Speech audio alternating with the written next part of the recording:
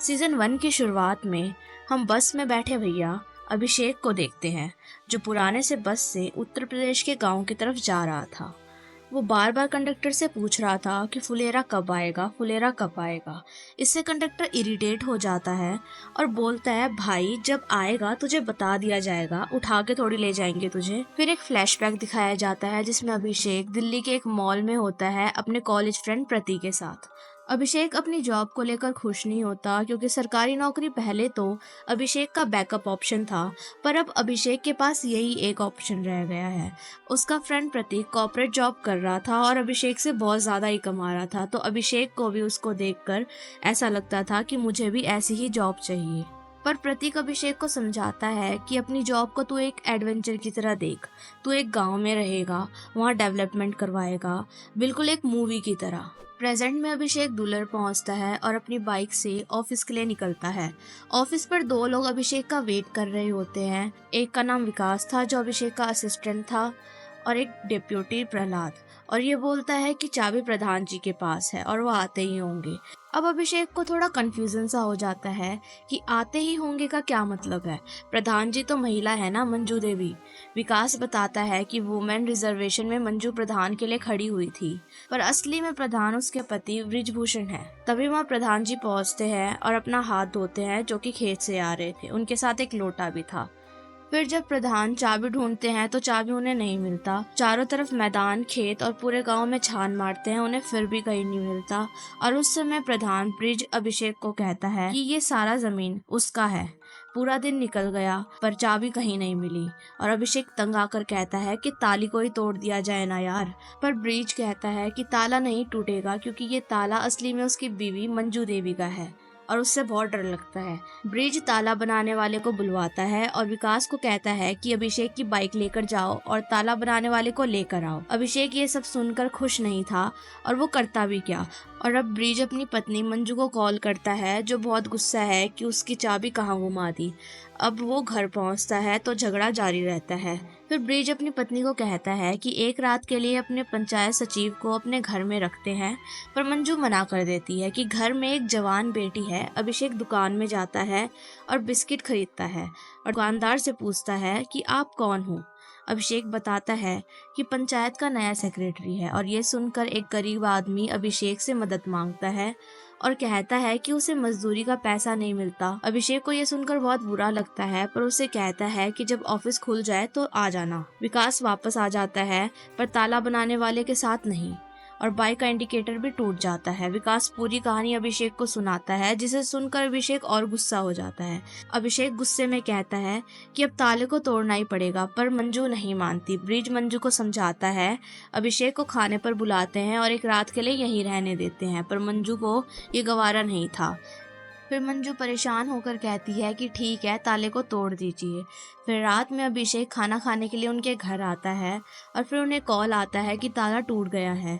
असली में दरवाजा ही टूट गया था। पता चला कि ताला दरवाजे से ज़्यादा मजबूत था। फिर अभिषेक फाइनली अपने ऑफिस में एंटर करता है, और अभिषेक अपनी सिचुएशन से बिल्कुल खुश नहीं था। वो अपने दोस्त को कॉल करता है और दुखी होकर कहता है कि वो वापस आना चाहता है, पर उसका दोस्त उसे समझाता है कि तू पागल मत बना कर, और इस वर्क में एक्सपीरियंस का जरूरत होता है, और काम खत्म होने के बाद 4 घंटे कैट के लिए प्रिपरेशन कर। अब अगली सुबह विकास ऑफिस पहुंचता है और अभिषेक को जगाता है और कहता है कि दोपहर हो गया है, उठ जाओ, तुम अभी तक सो रहे हो। तो अभिषेक टाइम देखता है तो सिर्फ 9 ही बज रहे थे। अब हम देखते हैं कि पंचायत मीटिंग में सभी डिस्कस करते हैं कि 13 सोलर पैनल लाइंस गाँव में कहाँ कहाँ लगाया जाएगा, पर पता चलता है कि पंचायत पहले डिसाइड कर चुकी है कि 12 लाइट्स कहाँ लगने वाली है। सब लाइट्स को अपने घर के सामने लगाने वाले थे। अभिषेक चाहता है कि 13वीं लाइट पंचायत ऑफिस के सामने लगे, ताकि अंधेरा होने पर वो उस लाइट में पड़ सके। इससे पहले कि अभिषेक कुछ बोलता, एक आदमी बताता है कि 13वीं लाइट को भूतिया पेड़ के सामने लगाना चाहिए, और सभी इस बात से सहमत हो जाते हैं। फिर रात में अभिषेक पढ़ाई करने के लिए बैठता है और इमरजेंसी लाइट का भी चार्ज खत्म हो जाता है, और थोड़ी देर में कैंडल्स भी बुझ जाती है। फिर अगली सुबह अभिषेक विकास को अपनी ये प्रॉब्लम बताता है, पर विकास कहता है कि अब शायद कुछ नहीं हो सकता, और ब्रिजभूषण अब भूतिया पेड़ को अपने इलेक्शन के लिए यूज करना चाहते हैं, तो शायद प्रधान जी अब नहीं मानेंगे। तो आपके पास सिर्फ एक ऑप्शन है कि आप खुद जाकर भूत भगा दीजिए ताकि उस पेड़ के पास लाइट लगाने की जरूरत ही ना पड़े। अभिषेक उस पेड़ के पास पहुंचता है पर वहां उसे कुछ भी नहीं मिलता, सिर्फ एक बड़ा सा बरगद का पेड़ है। फिर वो इस बारे में इन्वेस्टिगेट करता है और एक टीचर के पास जाता है। टीचर उसे ये बताता है कि वो नशे में था जब उसने देखा कि पेड़ उसकी तरफ बढ़ रहा है, मतलब भूत की कहानी सब बकवास है। वो टीचर पंचायत के सामने बैठा होता है और सबको सच्चाई बताता है और मंजू ये सच जानकर गुस्से में उसे पीटने लग जाती है क्योंकि इस भूत के चक्कर में ही ब्रिज उसे हड़बड़ी में 2 बार गाड़ी से नीचे गिरा चुका है। अभिषेक प्रधान को कहता है कि प्रधान को उस पेड़ के नीचे 3 रात तक सोना होगा, ये साबित करने के लिए बस कि वहाँ कोई भूत नहीं है। इससे प्रधान को अगले इलेक्शन में फायदा भी होगा और लोगों को ये लगेगा कि प्रधान ने भूत को ही भगा दिया। ये आइडिया सबको पसंद आता है और अभिषेक जो चाहता है कि वो लाइट पंचायत ऑफिस के सामने लग जाए वो हो भी जाता है, जिसमें वो बैठकर आराम से पढ़ भी सकता है। और रात में ब्रिज और प्रहलाद उसी बरगद के पेड़ के नीचे होते हैं और वहाँ कोई भूत नहीं है। अभिषेक को अब फुलेरा गांव थोड़ा बहुत ठीक लगने लगा और अब वो अपने लिए एक चेयर खरीदता है, चक्के वाला चेयर, ताकि वो पंचायत ऑफिस में आराम से काम कर पाए। अब इस कहानी में ये दिखाया जाता है कि गांव का एक आदमी परमेश्वर अपनी बेटी की शादी कराने वाला था और वो ब्रिज से मिलता है और अपनी प्रॉब्लम बताता है कि दूल्हे की एक रिक्वेस्ट है कि वो रात में एक अलग रूम में रहना चाहता है और बाकी बारातियों के साथ स्कूल में नहीं रहना चाहता। प्रधान अभिषेक को कॉल करता है और पूछता है कि क्या वो अपने साथ उसे ऑफिस में एक दिन के लिए रहने देगा, पर अभिषेक ना कह देता है क्योंकि उसे अपनी पढ़ाई में प्रॉब्लम होगी। ब्रिज अभिषेक की बातों को समझता है और फिर परमेश्वर ब्रिज को भड़काते हुए कहता है कि एक सचिव प्रधान की बात को कैसे टाल सकता है। अब ये सब होगा यहाँ पर, जिसके बाद अभिषेक के ऑफिस को साफ करवाया जाता है जो अभिषेक को बिल्कुल अच्छा नहीं लगता और उसके ऊपर से उसे परमेश्वर का काम भी करना पड़ता है। और विकास उसे समझाता है कि गाँव में जब शादी होती है तो सब मिलजुल कर एडजस्ट करते हैं। तो वहीं ब्रिज प्रहलाद से उस कुर्सी के बारे में बात करता है और फिर प्रहलाद कहता है कि आप भी सेम कुर्सी खरीद लो और अभिषेक के बराबर हो जाओगे, पर ब्रिज को उससे बड़ा बनना है। अब दूल्हा अपने दोस्तों के साथ पंचायत ऑफिस में आता है और उस दूल्हे के बहुत नखरे थे और अभिषेक खुद को शांत रखकर उसकी हर बात मान रहा था और हाँ में हाँ मिला रहा था।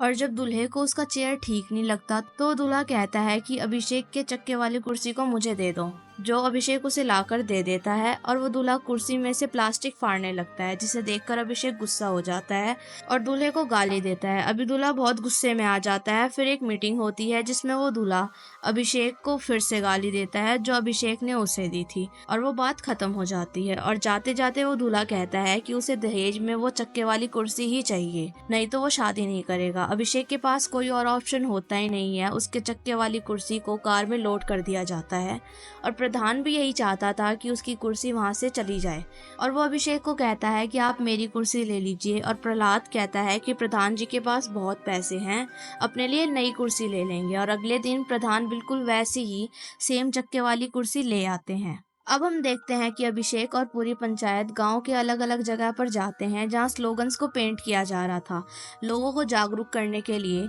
ताकि एक परिवार में 2 से ज्यादा बच्चे ना हो। डेप्टी प्रहलाद कहता है कि स्लोगन को लिखवाने से कुछ बदलने नहीं वाला, लोग जितने चाहे उतने ही बच्चे पैदा करेंगे। अब अभिषेक प्रधान से बात करता है कि उसे दूध खरीदना है और प्रधान उसे सवाल पूछने लगता है कि तुम्हें भैंस का चाहिए या गाय का, और भैंस का चाहिए तो भैंस भी 3 तरीके की है।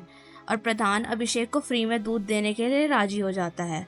फिर सभी जगह जाते हैं जहाँ स्लोगन लिखा हुआ है कि 2 बच्चे हैं, मीठी खीर, उससे ज्यादा बवासीर। प्रहलाद थोड़ा नाराज है क्योंकि ये कुछ ज्यादा ही हो गया था, पर अभिषेक प्रधान को ज्यादा फर्क नहीं पड़ता क्योंकि वैसे भी लोग इस चीज पर ध्यान नहीं देने वाले। और फिर मंजू ब्रिज को कहती है कि क्या जरूरत थी फ्री में अभिषेक को दूध देने के लिए, तुम्हें पता भी है घर में कितने खर्चे हैं और बेटी की शादी भी करवानी है। तो वहीं अभिषेक ये स्लोगन जगह जगह पर पेंट करवा रहा था। फिर वहाँ पर एक पढ़ा लिखा आदमी आ जाता है और वो उसे पढ़कर बहुत गुस्सा हो जाता है और कहता है कि आपके हिसाब से मेरा तीसरा बेटा बवासीर है, और उसे धमकी देने लग जाता है कि स्लोगन को मिटाओ और वहाँ कुछ और लिखो। और वहाँ पर कुछ और लोगों को बुलाता है जो स्लोगन देखकर गुस्सा हो जाते हैं और कहते हैं कि वो अगले इलेक्शन प्रधान को वोट नहीं देंगे। अब इस बात को सुनकर प्रधान को बहुत चिंता होने लगती है और प्रधान स्लोगन को मिटाने के लिए बोलता है, पर अभिषेक ये नहीं कर सकता था क्योंकि उसके पास ऑर्डर नहीं था। अगर वो ये करता तो अभिषेक की नौकरी भी जा सकती थी। फिर प्रधान एक लॉकेट चुराकर अभिषेक को देता है और कहता है कि जाके अपने सुपीरियर से बात करो। और वो सुपीरियर लॉकेट देखकर भी खुश नहीं होता और कहता है कि इस स्लोगन को चेंज नहीं किया जा सकता और कहता है कि लोगों को बुरा लगना भी चाहिए, इसलिए इस स्लोगन को लिखा गया है।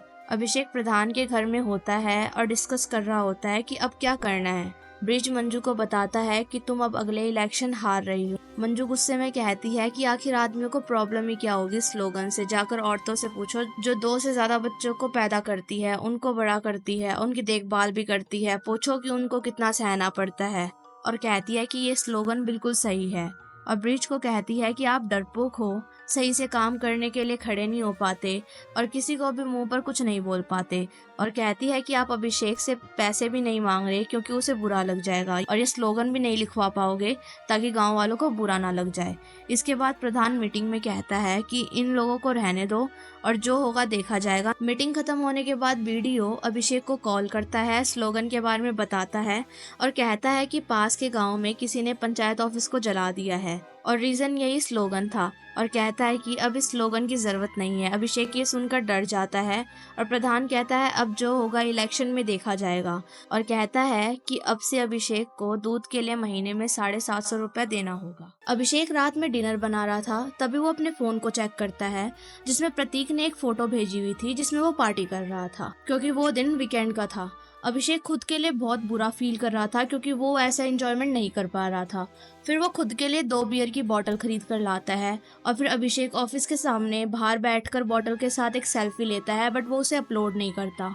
रात को तो वो पीकर सो जाता है और अगले दिन वो 2 बजे सोकर उठता है और देखता है उसने तो ऑफिस का दरवाजा रात भर खुला ही छोड़ दिया था और डर जाता है ये देखकर कि ऑफिस का मॉनिटर चोरी हो चुका था। फिर अभिषेक प्रधान को कॉल करता है और प्रधान विकास के साथ ऑफिस में आता है। फिर प्रधान अभिषेक पर बहुत चिल्लाता है और गुस्सा करता है कि अभिषेक इतना लापरवाह कैसे हो सकता है। अब उसे अभिषेक पर बिल्कुल भी भरोसा नहीं था और वो उसे कहता है कि जाकर बाजार में एक नया रूम ढूंढ ले। और फिर वो लोग पुलिस स्टेशन जाते हैं और कंप्लेंट लिखवाते हैं। और वो ऑफिसर इस केस को लेकर कुछ ज्यादा सीरियस लग नहीं रहा था क्योंकि वो सोच रहा था सिर्फ एक मॉनिटर ही तो है। और वो कहता है जाकर एक बार खेत खूत में चेक कर लो क्योंकि चोरी का सामान ज्यादातर खेत में ही छोड़ आते हैं। अभिषेक गुस्से में कहता है कि आप अपना काम कीजिए, ज्यादा सलाह मत दीजिए। और वो ऑफिसर फिर अभिषेक को ही ताना मारने लग जाता है कि भाई तूने तो 2 ही बोतल पी थी तो क्या इतनी चढ़ गई तेरे को। और ऐसे बोलता है कि ये सब सिर्फ तेरे वजह से ही हुआ है, तेरे को किसी ने ड्रिंक करने के लिए कहा था क्या। और वहाँ पर लोग फिर उन्हें शांत करवाते हैं। फिर पुलिस स्टेशन से निकलते वक्त अभिषेक प्रहलाद को कहता है कि मैं तो अपने लिए रूम ढूंढने जा रहा हूँ। फिर प्रहलाद अभिषेक को कहता है कि प्रधान जी की बातों को दिल पर मत लीजिए, वो तो ऐसे ही हैं, और उसे गांव चलने को कहते हैं। फिर अभिषेक ये देखता है कि हर किसी को पता चल जाता है कि मॉनिटर चोरी हो चुका है और बार बार उसे पूछा जा रहा है, तो वो परेशान हो जाता है। फिर अभिषेक नए मॉडल का दाम ऑनलाइन चेक करता है जो कि बहुत ज्यादा लग रहा था। फिर पुलिस ऑफिसर इन्वेस्टिगेट करने आता है और अभिषेक से बहुत बेतुके सवाल पूछता है कि आपने कितनी पी थी, कहाँ बैठकर पी थी। ये सब सुनकर अभिषेक गुस्सा हो जाता है। ऑफिसर अंदर जाता है और अभिषेक की कैट की बुक्स देखता है और ये जानकर कि अभिषेक ने सिर्फ 2 बोतल ही पी थी, ये सोचने लगता है कि सिर्फ 2 बोतल पीने से किसी की हालत इतनी कैसे खराब हो सकती है कि उससे दरवाजा ही खुला छोड़ दिया जाए। और सोचता है कि शायद अभिषेक ने ही चोरी करी होगी। प्रधान इस बात को नहीं मानता और बोलता है कि अभिषेक कभी भी ऐसा नहीं कर सकता। फिर पुलिस वाला बोलता है कि अभिषेक अभी कैट की तैयारियां कर रहा है और उसे पैसों की थोड़ी भूख है, इसलिए पैसों के लिए ही उसने मॉनिटर चोरी किया है। इंस्पेक्टर फिर से अभिषेक से पूछताछ करता है कि आपने रात को ड्रिंक किया ही क्यों था। फिर अभिषेक गुस्से में बोलता है कि मेरे को बहुत स्ट्रेस था और मेरा मूड ऑफ था और मैं थक चुका था इस बोरिंग लाइफ से, कि भाई सारा दिन तो काम करना पड़ता है, फिर बाद में 4 घंटे पढ़ना पड़ता है और ऊपर से पूरी रात इलेक्ट्रिसिटी नहीं रहता और लोग यहाँ पर सिर्फ काम के लिए आते हैं, उसके बाद कोई नहीं रहता और उसकी कोई सोशल लाइफ नहीं है, इसलिए उसने ड्रिंक किया था क्योंकि वो अकेला था। इंस्पेक्टर फिर भी अभिषेक की बातों को नहीं मानता और उस पर ही शक करता रहता है और प्रधान इंस्पेक्टर को कहता है कि अभिषेक लापरवाह है पर चोर नहीं। उस रात प्रधान को अभिषेक के लिए बहुत बुरा लग रहा था और कुछ खाना पैक करके अब उसके पास चला जाता है और चारों बैठकर बियर पीते हैं और एंजॉय करते हैं और प्रधान सबके साथ एक सेल्फी भी क्लिक करता है। और फिर अगले दिन वो चुराया हुआ मॉनिटर कोई अभिषेक के ऑफिस के बाहर छोड़ जाता है और उसके अंदर एक नोट भी छोड़ जाता है जिसमें लिखा था कि उस चोर को लगा कि ये टीवी है। अभिषेक दुकान में एक फोटो क्लिक करवाता है और उसे कहा जाता है कि तू कल सुबह आकर 11 बजे फोटो लेकर चले जाना। अभिषेक और विकास का दो लड़कों के साथ झगड़ा हो जाता है क्योंकि वो दोनों लड़के अभिषेक की बाइक पर बैठ रहे थे और अभिषेक को गुस्सा आया और वो कहता है कि मेरी बाइक पे मत बैठना वरना बाइक गिर जाएगी। पर दोनों इस बात को नहीं मानते और उल्टा उसी पर गुस्सा होने लग जाते हैं और उल्टी उल्टी बातें करने लग जाते हैं। और फिर वो लड़का कॉल करके अपने छपरी दोस्तों को बुलाता है ताकि वो अभिषेक और विकास को पीट सके। तब फिर अभिषेक थोड़ा नर्वस हो जाता है और डर जाता है और वहाँ से जाने का सोचता है। फिर उस आदमी को दुकानदार से पता चलता है कि अभिषेक कल सुबह 11 बजे अपनी फोटोज लेने आने वाला है। तो वो लड़का अभिषेक को कहता है कि फिर मिलते हैं 11 बजे, तैयार रहना। अभिषेक विकास को इन फालतू झमेलों में ना पड़ने के लिए कहता है और विकास कहता है कि हमारा कोई आत्मसम्मान है। और ऑफिस पहुंचकर विकास प्रधान को कॉल करता है और अभिषेक कहता है कि इन बातों को ज्यादा मत खींचो। फिर विकास कहता है अभिषेक को कि तुम उनकी धमकियों से डर गए हो शायद। फिर अभिषेक अगले दिन 11 बजे नहीं बल्कि 2 बजे जाता है अपनी फोटोज दुकानदार से लेने। फिर वो दुकानदार उसको कहता है कि उन आदमियों ने आकर यहाँ तुम्हारी फोटोज डिलीट कर दी है। और उसी रात वो दोनों लड़के अभिषेक को कॉल करते हैं और अभिषेक को धमकाते भी हैं। अभिषेक गुस्से में उन दोनों को चैलेंज कर देता है और दोनों कल मिलने का प्लान बनाते हैं। फिर अभिषेक प्रधान, प्रहलाद और विकास के साथ पूरे तैयार होकर गॉगल्स वॉगल्स पहनकर निकलते हैं और वहां पहुंचकर प्रधान उनको अपनी राइफल दिखाकर डराने लगता है। पर गुंडे समझ जाते हैं कि राइफल तो नकली है और प्रधान को धक्का दे देते हैं। ये देखकर अभिषेक को गुस्सा आ जाता है और राइफल लेकर पागलों की तरह उन पर हमला कर देता है और वो गुंडे अभिषेक का पागल रूप देखकर डर जाते हैं। और फिर अगले दिन अभिषेक उसी स्टूडियो में जाकर फोटो खिंचवाता है और कैट के लिए एप्लीकेशन सबमिट करता है। फिर हम देखते हैं कि ऑफिस में विकास और प्रधान मलिकपुर के एक लड़के के बारे में बात करते हैं जिससे प्रधान अपनी बेटी की शादी करवाना चाहता था और वो लड़का दहेज ज्यादा मांग रहा था। और वो सोचते हैं कि 80,000 सैलरी में 20 लाख दहेज मांगना तो बहुत ज़्यादा है। फिर विकास अभिषेक से पूछता है अगर आप होते उसकी जगह तो कितना मांगते। फिर अभिषेक कहता है कि मैं तो लेता ही नहीं। प्रधान कहता है कि 20,000 सैलरी में आपको सिर्फ 5 लाख ही मिलता, जिस पर अभिषेक कहता है कि वो इतना भी नहीं लेता। और फिर कहता है कि अगर उसका IIM में एडमिशन हो गया तो उसकी मंथली सैलरी 1 से 1.5 लाख होगी, पर वो फिर भी दहेज नहीं लेगा। और फिर प्रधान मुस्कुराते हुए अभिषेक की तरफ देखने लगता है क्योंकि उसके दिमाग में कुछ और ही चल रहा था। फिर एक आदमी ऑफिस पहुंचता है अपने बच्चे का बर्थ सर्टिफिकेट बनवाने और फिर विकास उस आदमी को कहता है कि आपने अपने बेटे का नाम आत्माराम क्यों ही रखा, ये तो बहुत ज़्यादा ओल्ड फैशन है।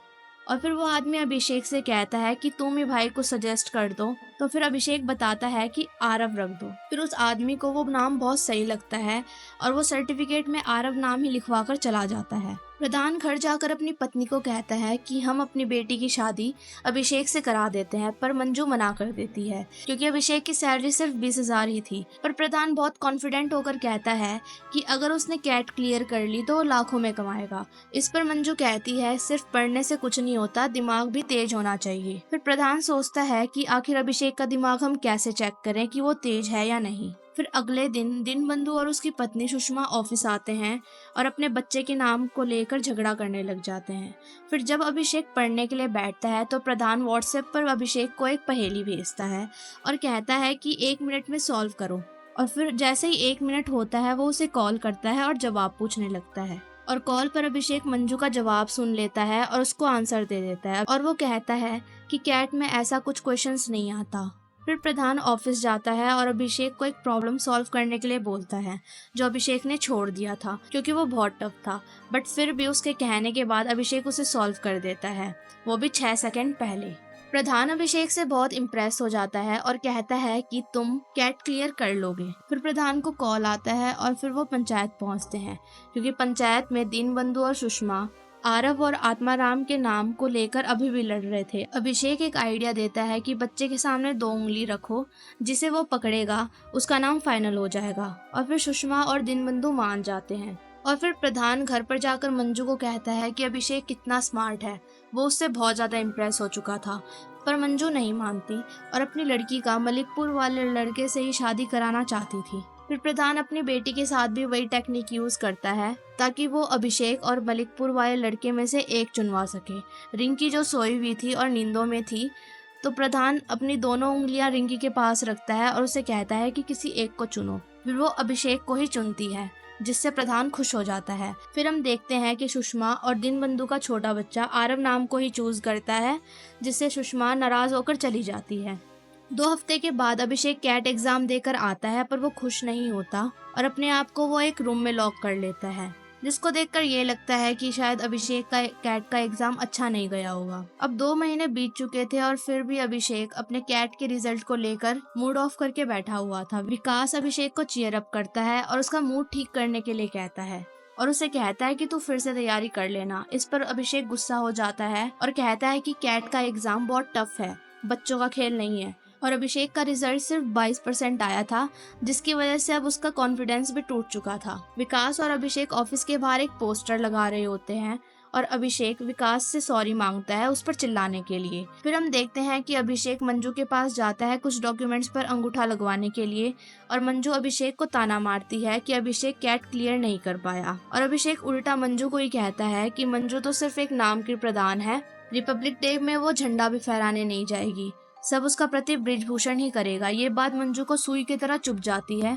और कहती है कि कोई झंडा फहराना कोई बड़ी बात नहीं होती और नेशनल एंथम गाना थोड़ा मुश्किल है, जो मंजू को नहीं आता। और मंजू के पास सिर्फ 2 दिन होते हैं। अभिषेक मंजू को नेशनल एंथम गाना सिखाता है, पर मंजू ठीक से नहीं सीख पाती और बार बार गलतियां करती है और इस पर अभिषेक गुस्सा हो जाता है। अगले दिन प्रधान जब घर पर लौटता है और देखता है कि मंजू को तो अभी भी राष्ट्रगान याद नहीं हुआ है। रिपब्लिक डे के दिन प्रधान अपना नया कपड़ा पहनकर ऑफिस जाता है झंडा फहराने के लिए और अभिषेक मंजू को कॉल करके आने को बोलता है। फिर वहाँ पर डीएम मेन रोड की तरफ से गुजर रही होती है, तो वहाँ पर लगे पोस्टर को देखती है जिसमें ब्रिज की फोटो होती है और उसके नीचे लिखा होता है प्रधानपति, जिसे देखकर डीएम गाड़ी को फुलेरा गांव की तरफ घुमाने को कहती है। जैसे ही प्रधान झंडा फहराने वाला होता है, वो वहाँ पर डीएम पहुँच जाती है और उस पर चिल्लाने लग जाती है और ऑफिस के बाउंड्री से बाहर चले जाने को कहती है। और फिर अभिषेक को वो बीच में लाती है और कहती है कि बेटा तेरी हरकतें तो सस्पेंड होने वाली ही हैं, तो तू सस्पेंड ही होगा, और वो उसे ऑर्डर दे देती है। तभी वह मंजू बहुत सारे लेडी मेंबर्स के साथ आती है जिनकी जगह उनके हस्बैंड ही काम करते थे और मंजू नाटक करती है कि हर साल वही झंडा फहराती है। फिर डीएम मंजू को कहती है चल तू झंडा फहरा के दिखा। फिर डीएम के कहने पर मंजू झंडा फहराती है और राष्ट्रगान भी गाने लगती है, जिसमें थोड़ी थोड़ी वो अटक रही थी, पर ब्रिज मंजू की मदद कर रहा था। फिर ये सब देखकर डीएम समझ जाती है कि मंजू अपने पति को बचाने के चक्कर में है। और राष्ट्रगान खत्म होने के बाद डीएम मंजू को कहती है कि अब से तू ही काम करना और सब काम तू ही संभालना, अगर तुझे कुछ नहीं आता तो अपने पति से मदद मांगना। और जाने से पहले अभिषेक का सस्पेंशन भी कैंसिल कर देती है। अगले दिन अभिषेक अपने दोस्त प्रतीक को कॉल करता है और कहता है कि उसे फिर से कैट की तैयारी करनी चाहिए, जिसके लिए उसे 1 साल और फुलेरा में रहना पड़ेगा। तो प्रतीक अभिषेक को कहता है कि गांव में कुछ ऐसा ढूंढ भाई जिसकी वजह से तुझे गांव से प्यार ही हो जाए, तभी तू पढ़ाई ठीक से कर पाएगा। अभिषेक वाटर टैंक के ऊपर चढ़ जाता है, ये सोचकर कि ऊपर से जब गांव का व्यू देखेगा तो उसे शायद गांव से प्यार हो जाए, पर ऐसा नहीं होता। तभी उसे एक लड़की की खांसने की आवाज़ सुनती है और फिर जब अभिषेक उस लड़की को देखता है तो वो प्रधान की बेटी रिंकी निकलती है। और अभिषेक यही सुनकर मुस्कुराता है कि शायद रिंकी की वजह से ही अभिषेक को गांव से प्यार होने लग जाए। इसी के साथ पंचायत सीजन 1 यहीं पर खत्म होता है। अब हम सीजन 2 के शुरुआत में देखते हैं कि भूषण आज भी उस लोगन को लेकर बहुत गुस्से में था। फिर हम देखते हैं विकास और प्रहलाद को, जो पंचायत ऑफिस में अभिषेक को ढूंढते हुए आए थे, और वो देखते हैं कि वो तो टंकी के ऊपर है और अभिषेक आजकल कुछ ज्यादा ही मुस्कुरा रहा है। फिर अभिषेक उनको कहता है कि वो तो सिर्फ चाय पीने गया था। फिर विकास कहता है कि अभिषेक आजकल तो कुछ ज्यादा ही खुश रहने लगा है। अभिषेक बताता है कि 2 महीने पहले उसे टंकी के ऊपर रिंकी मिल गई थी, वो भी चाय पीते हुए, पर वो बस एक ही बार हुआ था, इसके बाद उनका मिलना ही बंद हो गया था और अब वो सिर्फ अकेले चाय पीने के लिए कभी कभार टंकी के ऊपर चला जाता है। फिर विकास और प्रहलाद अभिषेक को टंकी के ऊपर जाने से मना करते हैं और वो इनडायरेक्टली उसे रिंकी से मिलने के लिए मना करते हैं। अभिषेक अपने काम में बहुत बिजी होता है और वो उसी जगह पहुंचता है जहां मजदूर तालाब की खुदाई कर रहे थे।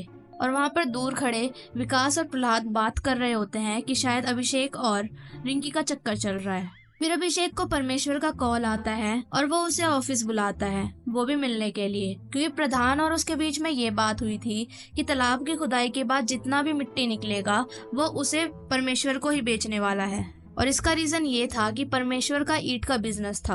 अब मंजू खुद को प्रधान समझने लगती है और कहती है कि वो भी तालाब की खुदाई में जाकर देखना चाहती है कि काम कैसे होता है। ब्रिज कहता है कि तू वहां जाकर क्या करेगी, पर मंजू नहीं मानती। अब तीनों तालाब की खुदाई में जो मिट्टी निकलता है वो परमेश्वर को बेचने का सोचते हैं और डिसाइड कर लेते हैं कि वो मिट्टी को कम दाम में बिल्कुल ही नहीं बेचेंगे। और दिक्कत यहाँ पे ये होती है कि परमेश्वर प्रधान का दोस्त होता है, इसलिए वो बार्गेनिंग नहीं कर पाएगा। फिर वो उसे आइडिया देता है कि आप इस बारे में परमेश्वर से कोई बात मत कीजिए और उसे कहिए कि वो मंजू देवी से बात करे। फिर प्रधान मंजू को कॉल करता है और उसे समझा देता है कि 300 के नीचे रेट बिल्कुल भी मत लाना, और कहता है कि वो लोग तो सब घर लेट आएंगे, तब तक तुम परमेश्वर से रेट फिक्स कर लो। और फिर प्रधान परमेश्वर को भी उसके घर पे पहुंचने के लिए कह देता है। फिर परमेश्वर के घर पहुंचने पर मंजू ऐसा रिएक्ट करती है कि उसको तो कुछ पता ही नहीं है, और वो उससे पूछती है कि क्या काम है तुम्हें। और परमेश्वर कहता है कि उसे अपने बेटे के भट्टे के लिए मिट्टी खरीदना है। और इस पर मंजू कहती है कि इससे रिलेटेड तो आपको मुझसे ही बात करनी पड़ेगी, और 400 पर रेट फिक्स करते हैं। पर बहुत ज्यादा मोल भाव करने के बाद 300 पर फाइनल हो जाता है। पर परमेश्वर थोड़ा नाराज हो जाता है और रास्ते में वो अभिषेक और ब्रीच को देखता है और समझ जाता है कि वो चारों उनके साथ गेम खेल रहे थे। और फिर चारों ये सोचते हैं कि परमेश्वर इतना नाराज होके क्यों गया है, इसलिए वो मंजू के पास मिलने आते हैं।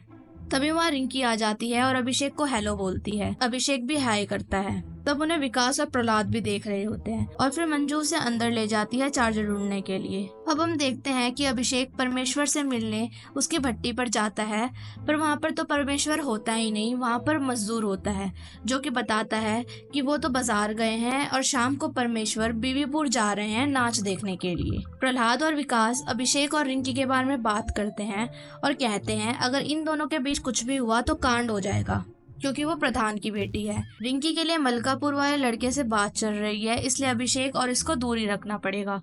फिर दोनों अभिषेक को बीबीपुर जाने के लिए मनाते हैं और उसे कहते हैं कि परमेश्वर से भी मिल लेंगे और वहाँ पर नाच भी देख लेंगे। परमेश्वर वहाँ पर डांस देख रहा होता है और एक डांसर को देखता है जिसने ग्रीन ड्रेस पहन रखी थी और वो उसे लड़के जैसा लग रहा था। अभिषेक, विकास, प्रहलाद ऑफिस से निकलते हैं और पहुंचने पर देखते हैं कि सब मिलकर शो के मैनेजर से झगड़ा कर रहे थे, क्योंकि वहाँ पर उन्होंने लड़की की जगह लड़के को डांस करवाया और सभी को बेवकूफ बनाया। परमेश्वर उन तीनों को वहाँ देखता है और जो कि वो उनसे गुस्सा हो गया था, अभिषेक उससे 280 रुपए में डील फाइनल कर लेता है। और फिर परमेश्वर उन्हें बताता है कि यहाँ पर क्या हुआ। 2 नाचने वाली को बुलाया गया था, पर उसमें से एक तो लड़का ही निकला और हमारा चूतिया काटा गया, जिसकी वजह से यहाँ पर भगदड़ मच गई और उस नाचने वाली लड़की को चोट आ गई। और फिर वो अभिषेक को कहता है कि वो उसे डिस्पेंसरी ले जाए। फिर अभिषेक उस लड़की को डिस्पेंसरी लेकर जाता है और उस लड़की के लिए अभिषेक परवाह भी करता है। फिर वो लड़की अपनी गाड़ी का जब वेट कर रही थी, अभिषेक उसे कहता है कि तुम नाचना छोड़ क्यों नहीं देती, जिस पर वो लड़की पूछती है कि आप क्या करते हो। इस पर अभिषेक कहता है कि मैं ग्राम पंचायत का सचिव हूँ।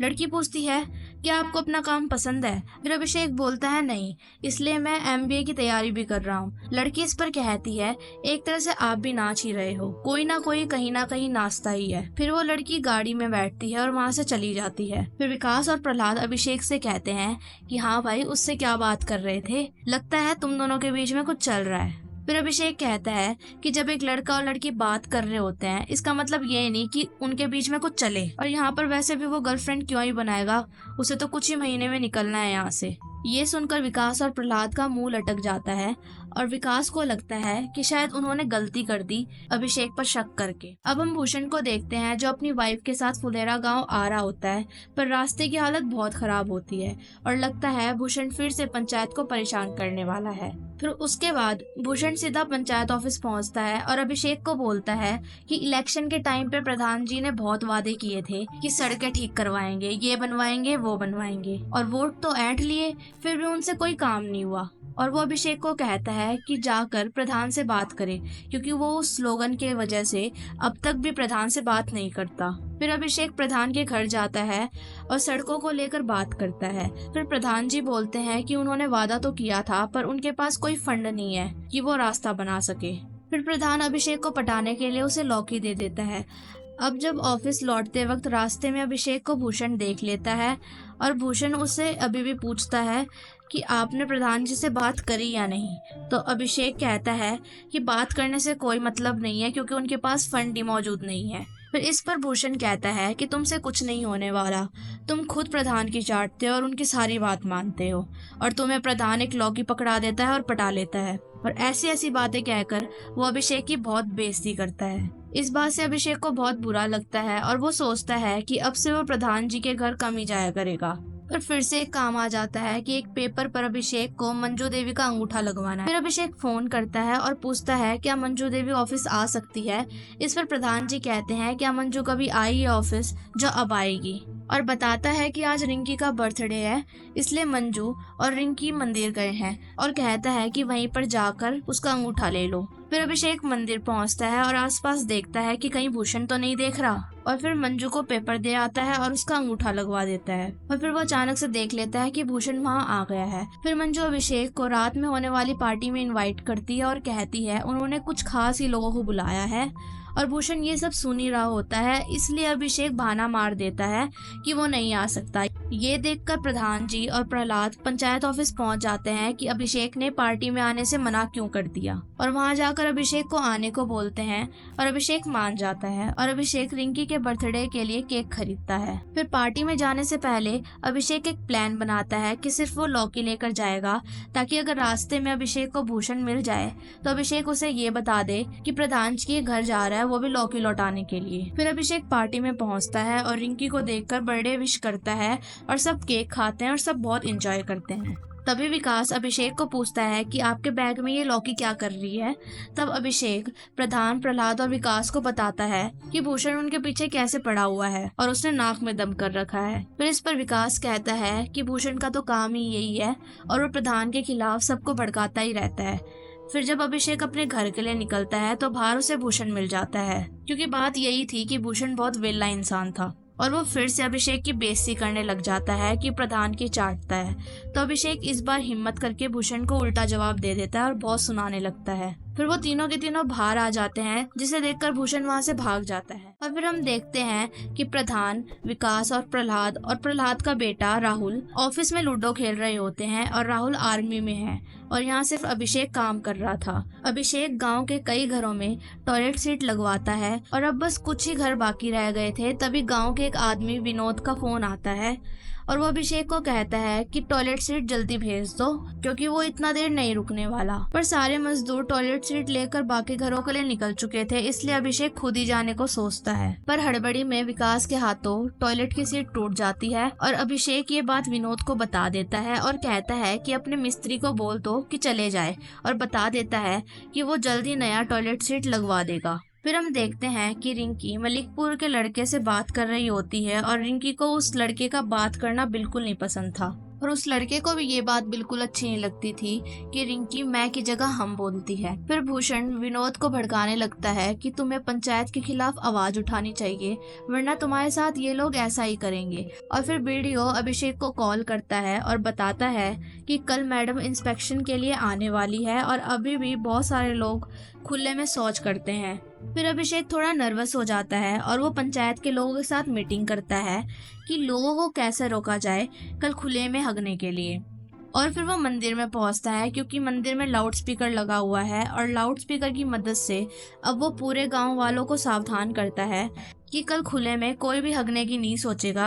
अगर कोई वहां पकड़ा गया तो उसे 500 रुपए जुर्माना देना पड़ेगा। अब सब इस टेंशन में थे कि विनोद के घर में तो टॉयलेट सीट लगा ही नहीं है, तो उसका ज्यादा चांस है कि वो कल मैदान में जाएगा और किसी तरह से उसे कल शौच करने के लिए रोकना ही पड़ेगा। और अभिषेक को प्रधान बोलता है कि एक दिन के लिए विनोद को ऑफिस में बुला ले ताकि वो शौच करने के लिए मैदान में ना जाए, पर अभिषेक मना कर देता है। फिर प्रधान डिसाइड करता है कि जिसका घर विनोद के घर के नजदीक होगा विनोद को वहां पर भेज देते हैं। इस वजह से बेचारा प्रहलाद फंस जाता है, क्योंकि प्रहलाद का घर विनोद के घर के नजदीक था। और फिर प्रधान विनोद को मैसेज कर देता है और उस मैसेज को लेकर विनोद भूषण के पास पहुंचता है और भूषण उसे फिर से भड़काने लगता है कि तुम्हें इन लोगों को सबक सिखाना चाहिए, इन्होंने तुम्हारा टॉयलेट सीट तोड़ दिया और अब कहते हैं कि दूसरों के घर में जाके हगो। और उसे कहता है कि तुम एक काम करना, कल मैदान में चले जाना और एक तुम ही हो जो इन सबको सबक सिखा सकते हो। फिर प्रहलाद ये बताता है कि विनोद तो उसके घर आया ही नहीं, जिससे सब टेंशन में आ जाते हैं। और अभिषेक प्रहलाद और विकास को बोलता है कि जाकर विनोद को ढूंढो और देखो कहीं वो मैदान में तो नहीं चला गया। फिर मैडम इंस्पेक्शन के लिए आ जाती है और एक आदमी को मैदान से निकलते हुए देखती है जिसने हाथ में बाल्टी पकड़ी हुई थी। फिर वो ये भी देखती है कि आगे टट्टी पड़ी हुई थी। फिर बीडीओ अभिषेक को बचाता हुआ और सिचुएशन को संभालता हुआ कहता है कि वो गोबर है। फिर वहाँ तभी विनोद आ जाता है। इससे पहले वो कुछ और करता, विकास और प्रहलाद विनोद को पकड़कर ले जाते हैं और ये सब मैडम देख लेती है। और विकास और प्रहलाद विनोद को समझाते हैं पर विनोद समझने को तैयार ही नहीं था और उल्टा उन पर ही गुस्सा करने लग जाता है। और फिर मैडम के वहाँ पर आने के बाद तीनों वहाँ से निकल जाते हैं और आखिरकार विनोद के घर में टॉयलेट सीट लगी होती है। अब अगले दिन अभिषेक और विकास नशा मुक्ति अभियान वाले गाड़ी का वेट कर रहे होते हैं और विकास अभिषेक को बताता है कि प्रधान मंजू देवी और रिंकी मलकापुर वाले लड़के से मिलने जा रहे हैं। नशा मुक्ति अभियान वाली गाड़ी आती है और अभिषेक उस ड्राइवर को बताते हैं कि तुम्हें गांव का चक्कर लगाना है और वो भी स्पीकर ऑन करके, और ये पर्चे तुम्हें बांटने होंगे। पर विकास देखता है कि ड्राइवर खुद ही नशे में है, पर वो आदमियों से बोलता है कि चिंता मत करो, कोई बात नहीं है, ये उसका हर दिन का काम है। थोड़ी दूर जाते ही वो पेड़ से भिड़ जाता है। अभिषेक और विकास उस आदमी को ऐसे ही गाड़ी में नहीं छोड़ सकते थे, इसलिए वो उसे अपने ऑफिस में लेकर चले जाते हैं और वहाँ पर वो नए बेड पर सो जाता है। और इसे देखकर अभिषेक नाराज हो जाता है क्योंकि आज ही उसने नया बेड डाला था। प्रधान जी लड़के वाले से मिलने के लिए निकलते हैं और रास्ते में उसी गाड़ी को देखते हैं जिसका एक्सीडेंट हो गया था। पर मंजू कहती है कि आज आप काम पर मत जाइए।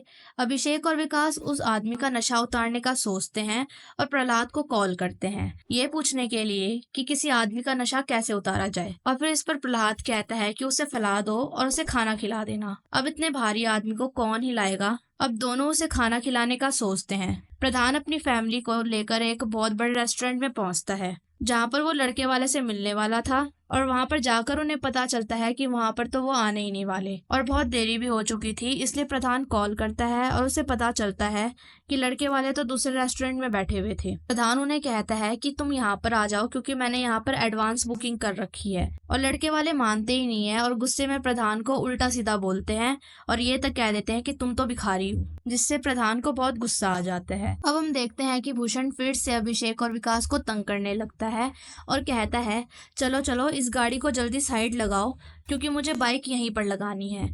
और जब अभिषेक और विकास गाड़ी को हटा रहे होते हैं तो भूषण साइड से ही निकल जाता है। अब मंजू लड़के वालों को कॉल करती है और बोलती है कि हम भाई यहाँ पर सिर्फ आधा घंटा वेट करने वाले हैं, अगर आप लोग नहीं आओगे तो हम यहाँ से चले जाएंगे। अब पंचायत ऑफिस में किसी तरह से वो दोनों उस आदमी को उठाते हैं और खाना खाने के लिए बोलते हैं। फिर अभिषेक उस आदमी को बोलता है कि भाई तुम इतना पीते ही क्यों हो। फिर वो आदमी अभिषेक से बोलता है पहले आप ये बताइए कि आप कमाते कितना हो। फिर अभिषेक बोलता है कि 20,000। अब वो बोलता है कि अगर तुम 20,000 में अपना घर नहीं चला पाओगे और परिवार का ख्याल ही नहीं रख पाओगे तो आप भी पीने लग जाओगे। नशेड़ी कोई शौक में नहीं बनता। फिर तीनों रेस्टोरेंट में चले जाते हैं और अभिषेक उस आदमी की बातों के बारे में सोचने लगता है और प्रधान को देखता है जो अपने बेटे को स्टेशन छोड़ने जा रहा था। फिर अभिषेक अपने ग्रुप में हाय लिखकर टेक्स्ट करता है और प्रधान जी इस मैसेज को देखते हैं और इस मैसेज का एक ही मतलब है कि सब रात में मिलकर ड्रिंक करते हैं और देखते हैं उस आदमी को होश आ गया है और वो भी अपनी गाड़ी में बैठकर चला जाता है। फिर प्रधान कहता है कि शराब अच्छे लोगों को भी बर्बाद कर देता है। इस पर अभिषेक कहता है कि अब से वो कंट्रोल में पिया करेगा और इस पर सब हंसने लग जाते हैं। पंचायत की तरफ से गांव में सीसीटीवी कैमरा लगाया जा रहा था और मंजू तीज के लिए मंदिर जाने के लिए रेडी होती है और प्रधान छुप छुप कर खाना खाता है, जिस पर मंजू कहती है कि छिप कर खाने की क्या जरूरत है। और फिर ऑफिस में एक आदमी माधव आता है और कहता है कि उसकी बकरी भाग गई है। अभिषेक पूछता है तो इसमें वो क्या कर सकता है। माधव कहता है कि आप इस कैमरे में देखो कि बकरी कहाँ गई है और अभिषेक से रिक्वेस्ट करता है क्योंकि उसकी बकरी 2 लीटर दूध देती थी, जिससे उसका घर चलता था। इसके बाद अभिषेक फुटेज देखने के लिए मान जाता है और फिर वो माधव को मॉनिटर के सामने बिठा देता है और उसे कहता है कि तुम चेक करो, क्योंकि अभिषेक के पास इतना टाइम नहीं होता कि वो मॉनिटर के सामने बैठकर बकरी ढूंढे। मंजू तीज की पूजा के लिए मंदिर पहुंचती है और वहाँ भूषण की पत्नी भी आती है और दोनों एक दूसरे से बात भी नहीं करती और मंजू अपना चप्पल पहनकर उतर जाती है। फिर रिंकी को उस लड़के का कॉल आता है और रिंकी गुस्से में फोन रखने को कहती है, क्योंकि अब उनका रिश्ता टूट चुका होता है। फिर भूषण की पत्नी देखती है कि किसी ने उसके चप्पल को चुरा लिया है और वैसा ही सेम पुराना चप्पल वहां पर पड़ा था। फिर भूषण मंदिर के सामने लगे कैमरे को देखता है और पंचायत ऑफिस पहुंचता है और बोलता है कि सीसीटीवी कैमरे को चेक किया जाए ताकि चप्पल चोर पता चल सके। और फुटेज देखने के बाद पता चलता है कि कोई और नहीं बल्कि मंजू देवी है जो चप्पल पहनकर वहां से चली गई। और दोनों बहुत गुस्से में होते हैं और प्रधान जी से बदला निकालने के लिए एफआईआर करना चाहते थे। फिर अभिषेक उन्हें समझाता है कि इस बात को ज्यादा बढ़ाओ मत, बात चप्पल की तो है, पर दोनों मानने को तैयार ही नहीं होते और पुराना चप्पल वहीं छोड़कर चले जाते हैं। अब सब प्रधान के घर पहुंचते हैं और मंजू बताती है कि दोनों चप्पल एक जैसी थी, इसलिए गलती से हो गया और उसे पता नहीं चला। फिर अभिषेक कहता है कि अगर ये चप्पल यहाँ पर होगी नहीं तो एफआईआर भी नहीं होगी। इसलिए अभिषेक और विकास भूषण के घर के पीछे पहुंचते हैं और उनका प्लान था कि चप्पल को उसके घर के अंदर रख दें। फिर विकास उस चप्पल को फेंकता है जो कि कुछ ज्यादा ही दूर चला जाता है और दूसरी गली में गिर जाता है। फिर दूसरी चप्पल अभिषेक उठाकर फेंकता है जो डायरेक्ट भूषण की पत्नी के सर पे लगता है और दोनों बहुत गुस्सा हो जाते हैं। फिर भूषण गुस्से में निकलता है और कहता है कि अब वो एफआईआर करवा के ही रहेगा। फिर वो ऑफिस जाना चाहता था, इसलिए उसका रास्ता रोक लिया जाता है और अभिषेक पूछता है, अब तो तुम्हारे पास चप्पल भी है, तुम्हारे पास क्या सबूत है कि चप्पल चोरी हुई है? फिर भूषण बोलता है कि भाई एक सबूत तो है।